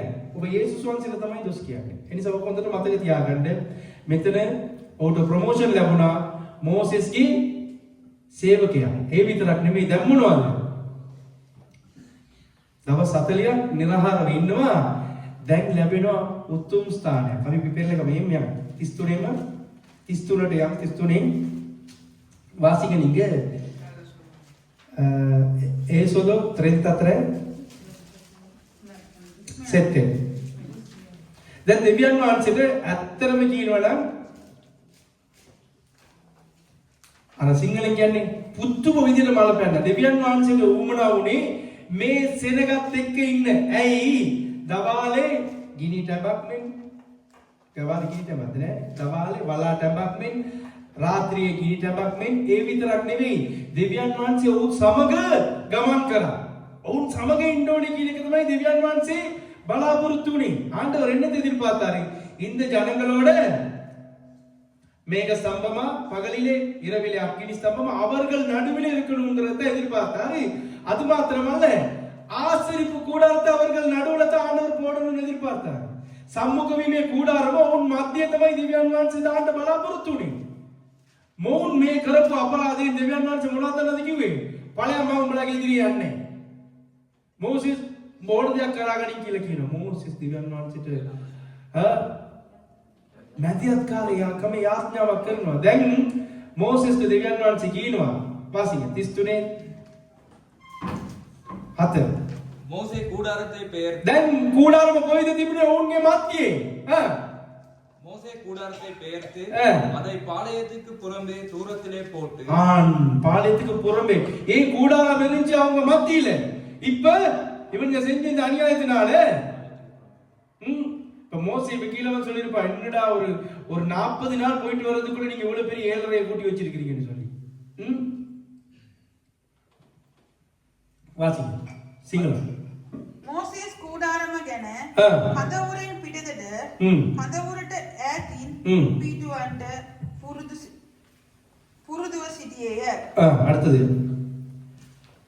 வாசிங்க அப்படி ඔහු வாசிங்க. ඊට සම්මුඛ වීමේ කූඩාරමයයි නම් තරුවෝය. තවද ස්වාමින් වහන්සේ සොයන හැමදෙනාම හදවුරෙන් පිට තිබුණු සම්මුඛ වීමේ ඈතට යන්න ඕනේ. දැන් දෙවියන් වහන්සේගේ සම්බන්ධතාවය කොයිද තිබ්බේ? උන්ගේ මැදියේ. දැන් ඈතට දෙවියන් වහන්සේ ගෙනිච්චා. දැන් ඔවුන් යන්න ඕනේ කොහෙටද? ඈතට යන්න ඕනේ. ඒකට ඕන විදිහට යන්න බෑ. வாசிங்க பெல்ஸ் வாசிங்க. அதற்கு ஆசரிப்பு கூடாரம் என்று மோசே பெயரிட்டான். கர்த்தரை தேடும் யாவரும் பாளையத்துக்கு புறம்பான ஆசரிப்பு கூடாரத்துக்கு போவார்கள். இப்ப அப்படி போக வேண்டிய அவசியம் இல்லையே. அவர்கள் நடுவுல தான் ஆண்டவர் இருந்தார். அதனால தான் ஆசரிப்பு கூடாரத்துக்கு என்ன சொல்றது? மிஷ்கான். ஆசரிப்பு கூடாரம்ங்கிறது வந்து அவர்கள் மத்தியிலே, உங்கள் மத்தியிலே வாசம் செய்வேன். இந்த பிள்ளைக்கு இவங்க வச்சிருக்கிறாங்களே பேர் ஷெகினான்னு சொல்லி. இதனுடைய உண்மையான அர்த்தம் உங்களுக்கு சொல்லி கொடுத்தேன். ஷகான், அவர்கள் மத்தியிலே வாசம் செய்தல். ஆண்டவர் அவர்கள் மத்தியிலே வாசம் செய்யணும்னு நினைச்சாரு. இவனுக்கு செஞ்ச வேலையில தூரத்துக்கு எடுத்துட்டு போயிட்டாரு. ஆனா யோசுவாவுக்கு மட்டும் ஆண்டவர் என்ன கொடுக்கிறாரு? வாசிங்க 13 இல்ல 12. மோசே கர்த்தரை நோக்கி இல்ல 11 சாரி 11 வாசிங்க. ஒருவன் ஒருவன் தன் சிநேகிதனோட பேசுவது போல கர்த்தர் மோசேயோட முகமுகமாய் பேசினார். பின்பு அவன் பாளையத்துக்கு திரும்பினான். போயிட்டான். யாரு? மோசே மேக ஸ்தம்பத்தை கண்டு, அதாவது ஆண்டவருடைய மகிமையை கண்டு ஆண்டவரோட பேச வேண்டியதெல்லாம் பேசிட்டு திரும்பிட்டாரு. ஆனால் நூனின் குமாரன் அது வாசிங்க. சர்ப்பத்தின் குமாரன் கொஞ்சம் பிசாசுக்கு ஒரு கேவலத்தை வாங்கி கொடுத்துரும். சர்ப்பத்தின் ஆனால் முதல்ல இருந்து வாங்க, அழக வாங்க. திரும்பினான். ஆனா இருக்குதோ இல்லையோ வாசிக்காத. ஒருவன் தன் சிநேகிதனோட பேசுவது போல கர்த்தர் மோசேயோட முகமுகமாய் பேசினார். பின்பு அவன் பாளையத்துக்கு திரும்பினான். சர்ப்பத்தின் குமாரனாகிய யோசுவா என்னும் அவனுடைய பணிவிடைக்காரனாகிய வாலிபன் ஆசரிப்பு கூடாரத்தை விட்டு பிரியாதிருந்தான். எவ்வளவு பெரிய ஒரு கீர்த்தி. வழங்கிச்சா? ஒரு சர்ப்பத்தின் குமாரன் எங்க இருக்கிறான்? ஆண்டவருடைய ஆசரிப்பு கூடாரம் என்னது? ஆண்டவருடைய சந்நிதியை விட்டு பிரியாதிருந்தான். மோசே கூட செய்ய வேண்டியதை செஞ்சுட்டு போயிட்டான். ஆனா மோசேயினுடைய வழிநடத்தல் எப்படி? தன்னுடைய ஊழியக்காரன் ஆண்டவருடைய சமூகத்தோட நிரப்பி வச்சிருக்குது. அல்லேலூயா. வாசிங்க. මනුෂ්‍යකු තමාගේ මිත්‍රයාට මූණට මූණ කතා කරන ආකාරව ස්වාමීන් වහන්සේ මෝසෙස් සමග කතා කළසේක. මෝසෙස් සමග කතා කළසේක. ඔහු නැවත කඳුවරට හැරී ආයේය. දැන් ආවා කොයිද? නුවරින් කඳුවරින් එළියේද තිබ්බේ? සමුඛ වීම කූඩාරම ගියා. දෙවියන් වහන්සේත් එක්ක ගනුදෙනු කරන්න ඕනේ දේ කරා. හැරී ආවා. නමුත් සර්පයාගේ පුත්‍ර වූ තරුණයෙක් වන ඔහුගේ සේවකයා යෝෂුවා කූඩාරමෙන් ආක්ව නොගියේ. වාඩි වෙන්න. ඒකේ මොනවද අදහස් කරන්නේ? දෙවියන් වහන්සේගේ අභිමුඛේ නිතරම සිටියා. මේකට හේතුව කවුද? ඒ ආපත් නායකයා. කවුද? මෝසෙස්ව අනුගමනය කරා. මෝසෙස්ගේ දේවල් දැක්ක. මෝසෙස් දැන් එක්කන් යනවා. අද කාලේ එක්කන් යන්න බෑ, බයයි. ඇත්ත මේක තමයි. එක්කන් ගියොත් තව සභාවක් පටන් අරගෙන ඉවරයි. නමුත් මෝසෙස් යොෂුවා ගැන හොඳට දැනගත්තා. එක්කන් යනකොටම මොනවද ලියන්නේ? තමන්ගේ සේවකයාත් එක්ක කියලා ලියන්නේ. ඒ විතරක් නෙවෙයි දවස් 40ක් මෝසේ ගියොත් හරි කමක් නැහැ. බැස්සේ නැහැ. පහද ලොකු ප්‍රශ්නයක්. තමන්ගේ සහෝදරයා මෝසෙස්ගේ සහෝදරයන්ව ප්‍රශ්න ඇති කරනවා. ඒ අතරතුර මුම්මුණාද කරන්නේ? එතරම් ඉන්නවා. දෙවියන් වහන්සේගේ අභිමුඛයේ ඉන්නවා. මගේ නායකයා උඩ ඉන්නේ කමක් නැහැ. මමත් දවස් 40ක් නිර්හාරව ඉන්නම් කියලා. දැන් අන්තිමට සම්මුඛ වීමේ කූඩාරමේම ඉන්න දෙවියන් වහන්සේගේ අභිමුඛයේ ඉන්න කාටද අවස්ථාව ලැබුණේ? யாருக்கு கிடைச்சிச்சு? விளங்கிச்சா நான் படிச்சு கொடுக்குறது? யோசுவாவை குறித்து ஒரு சில காரியங்கள் உங்களுக்கு ஏற்றுக்கொள்ள இயலுதா? உங்களுடைய வாழ்க்கையில இந்த மாதிரி காரியங்கள் நீங்க வந்து என்ன செய்யணும்? இதை கேட்டுட்டு இருக்கிறவங்களா இருக்கக்கூடாது. வாழ்க்கை மாறணும். என்னுடைய தலைவன் என்னுடைய தலைவனோட நான் இருக்கணும். மோசே வந்து யோசுவா வந்து மோசையை விட்டு பிரியவே இல்லை. நான் இன்னும் காரியங்கள் காட்ட போறேன். இப்போ உங்களுக்கு ரெண்டாவது காரியம் தான் காட்டுறீங்க. ஆவிக்குரியவன் இன்னும் நிறைய காரியங்கள் இருக்குது. எத்தனை படிக்கலுமோ அத்தனை படிச்சுட்டு அடுத்த வருஷம் படிப்பேன். நான் வேற என்ன செய்யலையா சிஸ்டர்? ஆண்டவருடைய சமூகத்திலே வீற்றிருந்தான். பெரிய ஒரு கிருபை அவனுக்கு கிடைக்குது. சரி, இப்ப நாங்க பார்க்க போறோம். அடுத்தது இதை பார்த்ததோ இன்னும் எவ்வளவு நேரம் இருக்குது? இப்ப நான் எவ்வளவு நேரம் பண்ணிட்டு 1 hour ஆயிட்டா இல்லையே? எவ்வளவு நேரம்? 2:45. சரி, இந்த 10 minutesல நான் அதை முடிச்சிட்டு நான் இது பண்றேன். நீங்க அதுக்குள்ள ரெடி பண்ணிருங்க. ஓகே, யார் இந்த நூன்? யார் இந்த நூன்? கௌதமி சர்ப்பியா அபி பேர்ல கமு என்னாகமம் 12வது அதிகாரத்துல 13 என்னாகமம் 13ல 8 14 வாசிங்க மறக்க. என்னாகமம் 13:8 Numeri 13 8 e 16. எப்ராயிம் கோத்திரத்தில் நூனின் குமாரன் ஓசியா. தேசத்தை சுத்தி பார்க்கும்படி மோசே அனுப்பின மனிதரின் நாமங்கள் இவைகளே. நூனின் குமாரனாகிய ஓசேயாவுக்கு யோசுவா என்று அந்த இடத்துல 2 இடத்துல போட்டுக்கிற நூனின் குமாரன் ஒன்று ஓசேயா, மத்தது யோசுவா. எங்களுக்கு தெரியும் யோசுவா, அந்த ஓசேயா தான் யோசுவா மாறினார். இவங்க அவங்களோட அப்பா யாரு? நூன். சரி, இப்ப நூனை தான் நான் சொல்ல போறேன். வாசிக்க.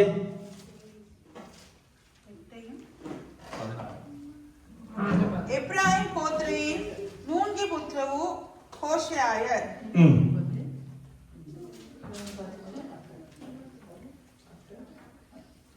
16 දේශය සෝදිසි කරන පිරිස මෝසෙස් යවූ මනුෂ්‍යයන්ගේ නාමවල් මෙය. මෝසෙස් නූන්ගේ පුත්‍ර වූ හෝෂයාට யோசுவா நம் தகுவோய. இப்ப இந்த நூன்ங்கிறது வந்து எப்ராயிம் கோத்திரத்துல உட்காருங்க. நம்மளுக்கு தெரியும் யோசேப்புக்கு வந்து 2 குமாரர்கள் இருந்தாங்க. ஒன்னு மனாசே, எப்ராயிம். அப்படிதான் யோசேப்பு இல்லாம இது இன்னைக்கு ஏகாக் மனாசே වැඩිමල් පහලයක් කියන නම මොකද? එෆ්‍රායිම්. දැන් යෝසෙප් කාවද බැන්දේ? ඒක අපි අන්නන උත්පත්ති 41 ඉක්පිනි පරීක්ෂේදේ. ඒ ඔක්කොටම ගිහිල්ලා එනකොට ඉතින් ඒට උදේ වෙයි. කියවනකොට නේ. මම ඔයගලන්ට කතාව කියන්නම්. ඔයගලන් ආගන්න ගෙදර ගිහිල්ලා බලන්න.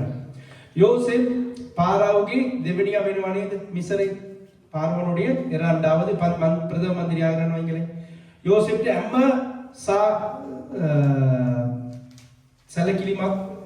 සැලකීමක්ම දෙනවා.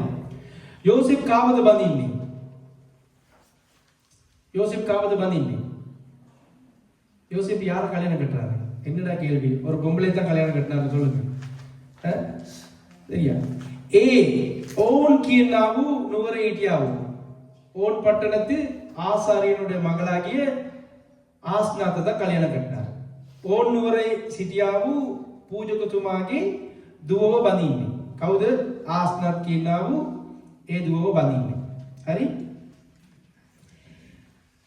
ඒගොල්ලන්ට ඒ කියන්නේ ඒ පූජකතුමාටයි පාරවටයි සම්බන්ධතාවයක් තියෙනවා. වුන් දුරින් නාති වෙනවා. එහෙම තමයි පාස්ටර් කියන්නේ. මේක අර ග්‍රන්ථවල තිබෙනා වූ දේවල් මම කියන්නේ ඕගලන්ට පිළිගන්න පුළුවන් වුණොත් පිළිගන්න. නමුත් සමහර දේවල් ඒ අනුව තියෙන නිසා මම පිළිගන්නවා. ඒ නිසා මට බය වෙන්නේ නැතුව ඕගලන්ට දේශනා කරන්නත් උගන්වන්නත් පුළුවන්. එතකොට ඒ ආස්නත් කියන්නේ පූජකතුමාගේ දුව. ඒ විතරක් නෙවෙයි. ඔවුන්ට ද මිසරේ හිටපු සෙනගට ඉරු දෙවිය කියලා දෙවි කෙනෙක් හිටියා. ඒක තමයි ඔවුන්ගේ මව. කාගේද? පාරාවගේ මව. පාරාවගේ මව ඉරු දෙවියා. පාරාවගේ තාත්තා නයිල් නදී ගංගාව. මේ දෙගොල්ලෝ එකතු වෙන උදෑසන මෙයා ගිහිල්ලා නානවා. ඒ නානකොට යා නාලා එළියට එනකොට දෙවියන් ඒ කියන්නේ ඒ දෙවිවරුන්ගේ මිසරේ හිටපු දෙවියන් වහන්සේගේ පුත්‍රයා කියලා තමයි පාරාව ඔවුන් පිළිගත්තේ. වැලකිச்சா? சூரிய தெய்வம் வந்து அவங்களுடைய பெண் தெய்வம். அதாவது சூரியன் வந்து அவங்களுக்கு பெண் தெய்வமா ராங்கிற பேர்ல இருந்துச்சு. அதாவது பார்வனுடைய தாய். நைல் நதி அவர்களுடைய தகப்பன். தாய் சாமி, தகப்பன் சாமி. அப்ப அதிகாலையில் என்ன நடக்கும்?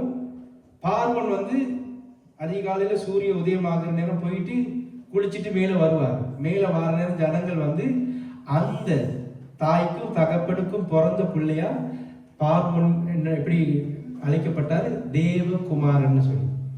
சரியா? ரா சூரிய தெய்வம், தண்ணீர் நைல் நதி அவர்களுடைய தகப்பன் சாமி. මේ දෙන්නට ඉපදුනේ කියලා තමයි පාරාව කියලා වුන් සලකන්නේ. නමුත් මේ රා කියනවා දෙවි මේ කියන්නේ දේවතාවියට ඥාන කෙනෙක් විදියට නේද සලකන්නේ. ලොකු කෝවිලක් තිබ්බා. ඒ කෝවිලේ වුන් මොනවද කරන්නේ? පූජාව කරනවා. ඒ මිසරේ ලොකු කෝවිලක් තිබුණා. හරිද? ඒ විතරක් නෙවෙයි මේ ආස්නත් කියන්නේ ඔවුන්ට සිටියා දෙවිවරු බොහෝ දෙවිවරු සිටියා නේද? ඒකේ අපි දන්නවා මිසරේ ලොකු දෙවිවරුන් 10 දෙනෙකුට තමයි දෙවියන් වහන්සේ ගාලා වසංගත 10ක් දෙන්නේ. 10 வாதைகள் கொடுக்கிறது எகிப்தில் இருக்க 10 பெரிய கடவுள்களுக்கு அடிச்சு தான் ஆண்டவர் வந்து இது கொடுக்கிறார். முதலாவது தகப்பனுக்கு அடிக்கிறார். யாரு? நைல் நதிக்கு. அது எங்களுக்கு தெரியாது. ஆனா அதுதான் அடையாளம். පළවෙනිවට දෙවියන් වහන්සේ මෝසෙස්ට ගාන්න කියන්නේ කාටද දන්නවද? ඔවුන්ගේ පියාට. නයිල් නදී. හප්පි. දැන් හප්පි. ඒකට කියන්නේ හප්පි කියලා. ඒ වගේ ඒ ආස්නත් කියන්නේ නෙයිට් කියනා වූ தேவதாவியாගේ தேவதாவியா தேவதைகளுடைய மகள் தேவதாவிய නේද කියන්නේ? කොහොමද කියන්නේ සිස්ටර් පදේ හරියට කියන්නම? தேவதாவிய ladies හරිද මම කියනවා. ඒ දේවතාවිගේ දුව තමයි මේ නෙයිට් කියනවා. දේවතාවිගේ දුව තමයි මේ ආස්. ඒ නම තියලා තියෙන්නේ ආස්නාත්. ඒ කියන්නේ මේ දේවතාවිගේ දුව විදියට. ඒතකොට යෝසෙෆ් බඳින්නේ අර නෙයිට් කියනවා වූ දේවතාවිගේ දුව. එයා එලිදරව් කරන්නේ එහෙම නැත්නම් එයා නියෝජනය කරන්නේ මොකද්ද? ගින්න ඒ විතරක් නෙවෙයි පඳුරු. එයා නියෝජනය කරන්නේ ගින්න සහ පඳුරු. ඒ විතරක් නෙවෙයි පුදருக்கு எப்படி சொல்றது? செடிக்கு பந்துரு, புதருக்கு எப்படி சொல்றது? செடிக்கு எப்படி சிங்களத்துல சொல்றது? ஏ பந்துரு அசை தீனவாங்க அந்த செடிகளுக்கு தான் இருக்குது. புதருக்கு எப்படி சொல்றது? ගුවාවය சொல்றது. சரி. ඒක පඳුර කියලා ගමුකෝ. දැන් මෙන්න මේ හේතුව මත නිසා තමයි දෙවියන් වහන්සේ ප්‍රථමයෙන්ම மோசஸ்ට කොහොමද එළිදරව් වෙන්නේ? மோசஸ் කොයිද හිටියේ? மோசே எங்க இருந்தாரு? பார்வோனுடைய நகரத்துல, எகிப்து தேசத்துல.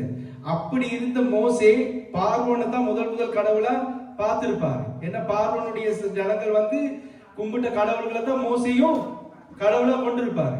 அப்ப இந்த நெய்ட்ங்கிற இந்த தேவதை வந்து வெளிப்படுத்துறது நெருப்பு, அது தவிர செடி. அதனால தான் ஆண்டவர் யாத்திராகமம் 3ஆம் அதிகாரத்துல மோசேக்கு எப்படி வெளிப்படுறாரு? முட்செடியில வெளிப்படுறாரு. அவங்க எல்லாம் ஆண்டவர் இல்ல, நான் தான் உண்மையான ஆண்டவர் சொல்லி அதுகள் வெளிப்படுத்தும். ஆனா பேசாது. நான் நெருப்பு, நான் செடிக்குள்ளேயும் நான் இருப்பேன், நான் பேசுவேன்னு சொல்லி ஆண்டவர் மோசேக்கு தன்னை வெளிப்படுத்துறாரு. தெரியாது ඒ නෙයිට් කියනව දෙවියන් වහන්සේ දේවතාවිය මොනවද නියෝජනය කරන්නේ? ගින්න සහ පඳුර. දැන් මෝසෙස් සිටියේ මිසර නේද? මෝසෙස්ට දන්නේ නැහැ සැබෑ දෙවියන් වහන්සේ කවුද කියලා. මෝසෙස්ට සැබෑ දෙවියන් වහන්සේ කොතනදීලා සම්ම වෙන්නේ? නික්මියාම 3 වෙනි පරීක්ෂණයේ ඕරේබ් කන්ද උඩ බැටළුවන් රැස් කරනකොට මෝසෙස් දකිනවා පඳුරක්. ඒ විතරක් නෙමෙයි ගින්න. එතකොට ඒකල නියෝජනය කරන්නේ මොකද්ද? ඔවුන් නෙමෙයි අර නේට් කියන නුඹ බලපු පඳුර ගින්න නෙමෙයි දෙවියන් වහන්සේ මම තමයි සැබෑ දෙවියන් වහන්සේ. ඇයි? ඔවුන්ට කතා කරන්න බෑ. මට කතා කරන්න පුළුවන්. දෙවියන් වහන්සේ කතා කරාද නැද්ද මෝසෙස් එක්ක? මෝසෙස් එළිදරව් කරා ඒ නේට් කියනා වූ සෙනග ඔවුන් වඳින දෙවිවරු නෙමෙයි මම තමයි සැබෑ දෙවිවරු කියලා. එතකොට මේ යෝසෙෆ්ටයි ආස්නත් කියනා වූ ඒ කාන්තාවට එහෙම නැත්නම් ඒ හස්බන්ඩ් ඒ දෙන්නට ඉපදුන දරුවා එෆ්‍රායිම්. එතකොට කොහොමද ඇත්තේ? මෝසෙස් මේ කවුද? යෝසෙෆ් සුදුයි. ආස්නත් කළුයි. ඇයි? මිස්රේ කියන්නේ මොන දේශයේද? කොයි පළාතෙන්ද එන්නේ? ආසියාවද? නෑ. මිස්රේ කොයි පළාතෙන්ද ඇයිති? එතිயோப்பியாව. எகிப்து எந்த தேசத்துக்கு அடங்கும்? எந்த கண்டத்துக்கு? எகிப்து வந்து எந்த கண்டத்துக்கு அடங்கும்? ஆசியாவா? எத்தியோப்பியா கண்டத்துக்கு. சரியா? எத்தியோப்பியா கண்டம் இல்ல, என்ன சொல்றது, இந்த ஆப்பிரிக்கா, சாரி ஆப்பிரிக்கா கண்டத்துக்கா. එක පැත්තකින් මේ කාන්තාව කළුයි යෝසෙෆ් සුදුයි. ආස්නාත් කළුයි යෝසෙෆ් සුදුයි. එතකොට ඉපදෙන ළමයා කොහොමද ඉපදෙන්නේ නැත්තේ? කළු සුදුවට ඉපදෙන්නේ නැත්තේ. තේරෙනවද මම කියන දේ? දැන් හස්බන්ඩ් කළුයි වයිෆ් සුදුයි නම් ළමයා හොඳට සුදුම ඉපදෙන්නේ නැහැ. පොඩ්ඩක් තාත්තගේ පාටයි අම්මගේ පාටයි අරගෙන ඉපදෙන්නේ. ඒ ආකාරව මේ යෝසෙෆ්ගේ දෙවෙනි පුතා ඉන්නව නේද? එෆ්‍රායිම් කොහොමද ඉපදුනේ? පාට යෝසෙෆ්ගේ හැඩරුව, ඒ කියන්නේ කොණ්ඩේ ඔක්කොම මිසරේ. ඒ නිසා මේ එෆ්‍රායිම්ට අතන යෝසෙෆ් නාඳුනන පාරාව ආව නේද? ඒ අවස්ථාවේ ඔහුට විතරක් ස්ථානය ලැබුණා. ඇයි? යෝසෙෆ්ගේ භාර්යාව, එහෙම නැත්නම් එෆ්‍රායිම්ගේ මව කවුද? මිසරේ කාන්තාව. விளங்கிச்சா உங்களுக்கு சொல்றது? ஆஸ்னாத் வந்து எகிப்திய பெண் தானே, ஓட் பட்டணத்து ஆசாரியனுடைய மகள். அப்ப எஃப்ராயிம் வந்து எப்படி பிறந்திருப்பான்? கொஞ்சம் வெள்ளையாகவும் தலைமுடி எல்லாம் கருப்பு கருப்பு வண்ணமா. அது மட்டும் இல்ல, யோசேப் தான யூதன், அவங்களுடைய அம்மா ஆப்பிரிக்கன் இல்ல சிஸ்டர். எந்த தேசம்? எகிப்து. அப்ப அவனுக்கு பயப்படாம சொல்லலாம், என் தாய் எகிப்து தேசத்தை சேர்ந்தவன். அப்ப அவங்களுக்கு எப்படியுமே ஒரு உரிமை இருக்கும். මේක මම එනකොට සිස්ටර් මේරිගෙන් ඇහුවා. සිස්ටර් මේරි කියන්නේ අපි දන්න ඕගලන් දන්න සිංහල දෙමළ ජාති එක්කෙනෙක් නෙවෙයි. ඔවුන්ගේ පරම්පරාව ඕගලන් ගත්තොත් සිස්ටර් පෝර්තුගල් නේද? පෝර්තුගල් නෙමෙයි. අපි දන්නවා ලංකාවේ ඉස්සෙල්ලාම වාල්කමට පත් කරේ කවුද? 1505 පෘතුගීසි. ඊට පස්සේ කවුද? 700 ගානක් වෙන්න ඕනේ මම හිතන්නේ. මට ඒ කාලෙට මතක නෑ. 1768 ඔල්ලාන්දට කොහොමද කියන්නේ? ලන්දේසි. ඊට පස්සේ කවුද ආවේ? බ්‍රිටිෂ් කාරයෝ ආවා.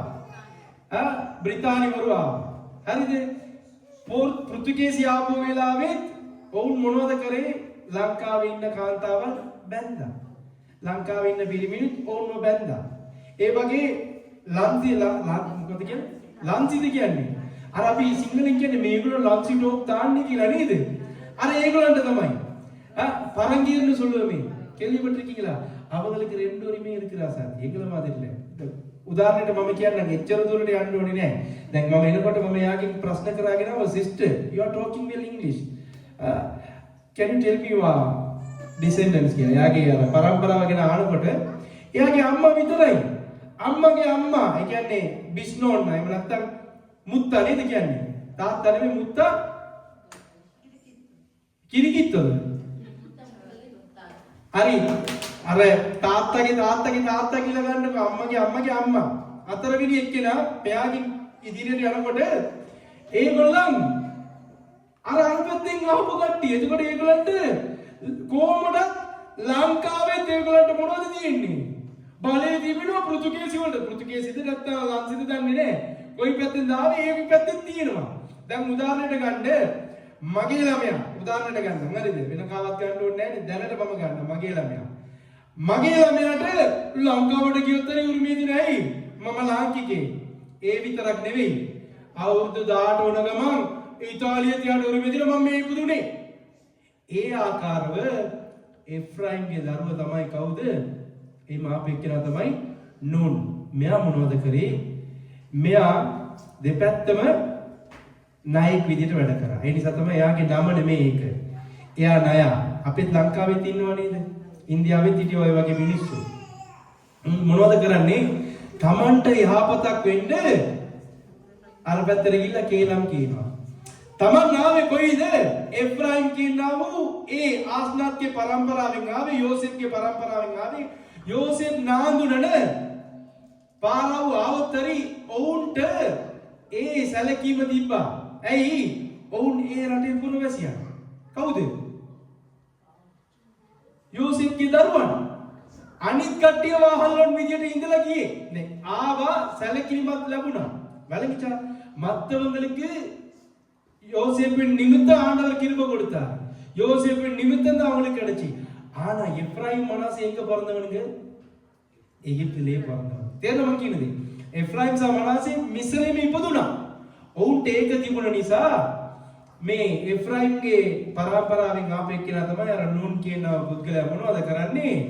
මේ වහල්ලන්ට දැන් වහල්ලෙක් විදිහට ආවා නේද? වේලාසෙනි යෝසෙෆ් ඉන්නකොට ඔවුන්ට යාපත් ජීවිතයක් ලැබුණා.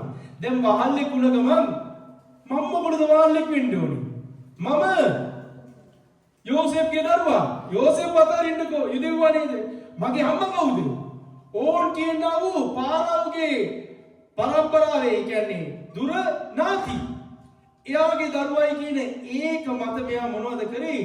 ඔවුන්ව තව තව වහල්ලන් විදියට මෙයා සුඛෝභෝගී විදියට ජීවත් වෙන්නත් කෙහෙලම් කීමෙන් ඔවුන්ට උපදෙස් දීලා ඒ සෙනගව තව තව ඉර කරා. ඒ නිසා තමයි ඔය යුදෙව්වන් ඔය එෆ්‍රයිම් ගෝත්‍රයෙන් ආපු මේ පුද්ගලයාව දකින්නකොට ඔන්න සර්පයා එනවයි කියන ඉවරලා ඔවුන් ඒ පුද්ගලයාට කේලමක් විදියට එහෙම නැත්නම් වීලු නමක් විදියට තිබ්බේ මොකද්ද? සර්පයා. නමුත් යෝෂුවා එහෙම නෙමෙයි. ඒ නිසා තමයි යෝෂුවාට මොනවද ලැබුණේ? ඔවුන්ගේ මිස්රයේ සියලු ඒ සේනාවේ දේවල් ඉගෙන ගන්න යෝසෙෆ්ට මේ යෝෂුවාට විතරක් දෙවියන් වහන්සේ කරුණාව දීලා තිබ්බා. දෙවියන් වහන්සේ නෙමෙයි කවුද? පාරාව අනුග්‍රහය දීලා තිබ්බා. ඇයි? යෝෂුවා නියෝජනය කරන්නේ මොන ගෝත්‍රයේද? එෆ්‍රයිම් ගෝත්‍රය. තේරුණාද? තමන්ගේ දෙමව්පියන් ආවේ අර ආස්නාත්ගේ පරම්පරාවෙන්. ඒ විතරක් නෙමෙයි ඔවුන් මිස්රවරු. ආස්නාත් කියන්නේ ඔවුන් කියනවා ඒ පූජකතුමා ප්‍රසිද්ධ පුද්ගලෙක්. ඔබ කියවලා බලන්න උත්පත්ති 41 වෙනි පරීක්ෂණයේ කියවලා බලුවොත් வாசிக்கிறேன். இதோட நான் வந்து முடிக்கிறேன். அடுத்ததுக்கு நாங்க பிரேக்குக்கு அப்புறம் போவோம். 41ல வாசிங்க சிஸ்டர்.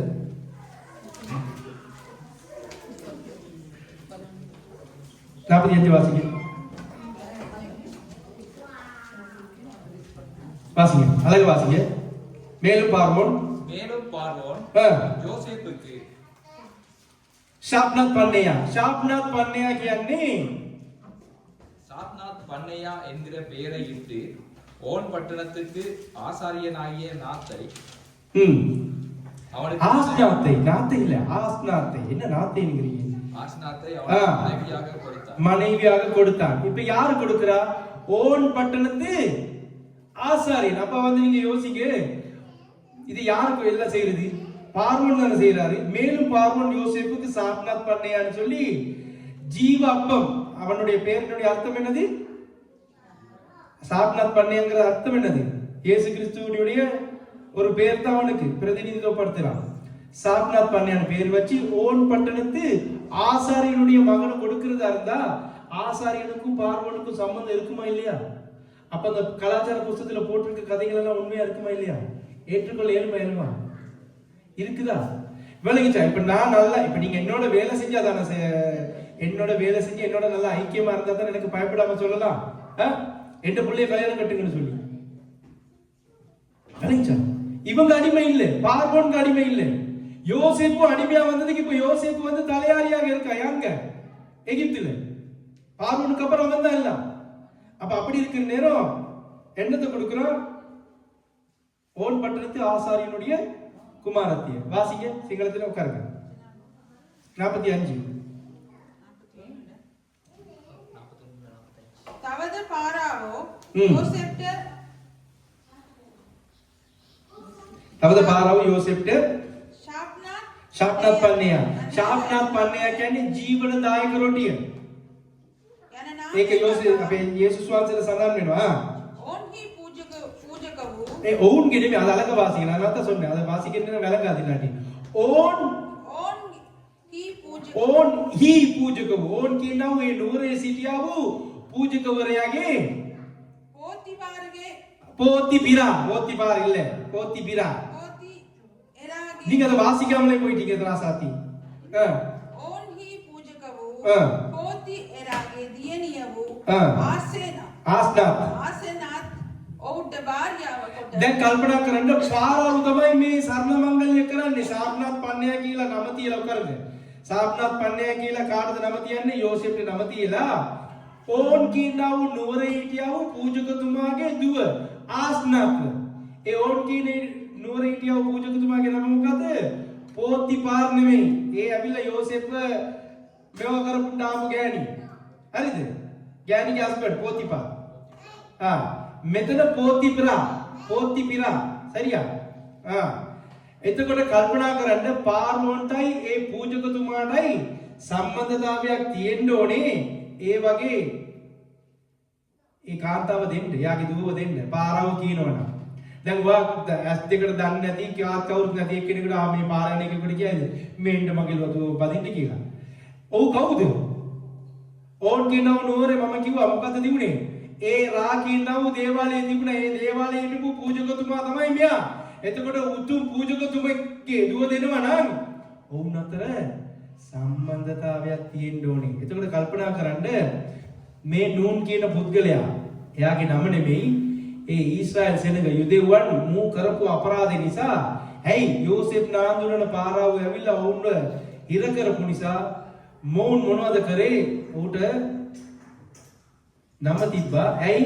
ඒ පැත්තට කේලම් කියලා තව වුණ හිර කරන නිසා ඔන්න සර්පයා කියලා නම තිබ්බා. කල්පනා කරන්න මේ සර්පයාගේ පුත්‍රයා තමයි කවුද? යෝෂුවා. යෝෂුවාට දෙවියන් වහන්සේ දුන්නා වූ අනුග්‍රහය කොහොමද? ආත්මික පුද්ගලෙක් විදිහට පරිවර්තනය වුණා. අපි දැන් බැලුවා දෙවෙනුවට මොනවද බැලුවේ? එන්නද කාර්යවල පාතම. මෝසෙස්ගේ සේවකයා. ඒ විතරක් නෙවෙයි. මෝසෙස් ගෙනිලා කොයිදෝ තැනක තිබ්බා, කිසි වචනයක් කතා කරේ නැහැ. මෝසෙස් එනතුරු දවස් 40ක්ම හිටියා. රැඳී සිටිනා වූ පුද්ගලයා. ඊටත් වඩා මෝසෙස් නැවතත් ඒ දෙවිය අභිමුඛී එනකොට පාලට කියලා සටන් කරන්න ගියෙත් නෑ. වෙන දේවල් ඉදිරිපත් කරේ නෑ. මෝසෙස්ට කියනවා අන්න යුද්ධ සත්‍ය අපි නැවතත් සූදානම් වෙමුද කියලා ඉවරලා මෝසෙස්ගෙන් ආන්න තරම් මෝසෙස් කෙරෙහි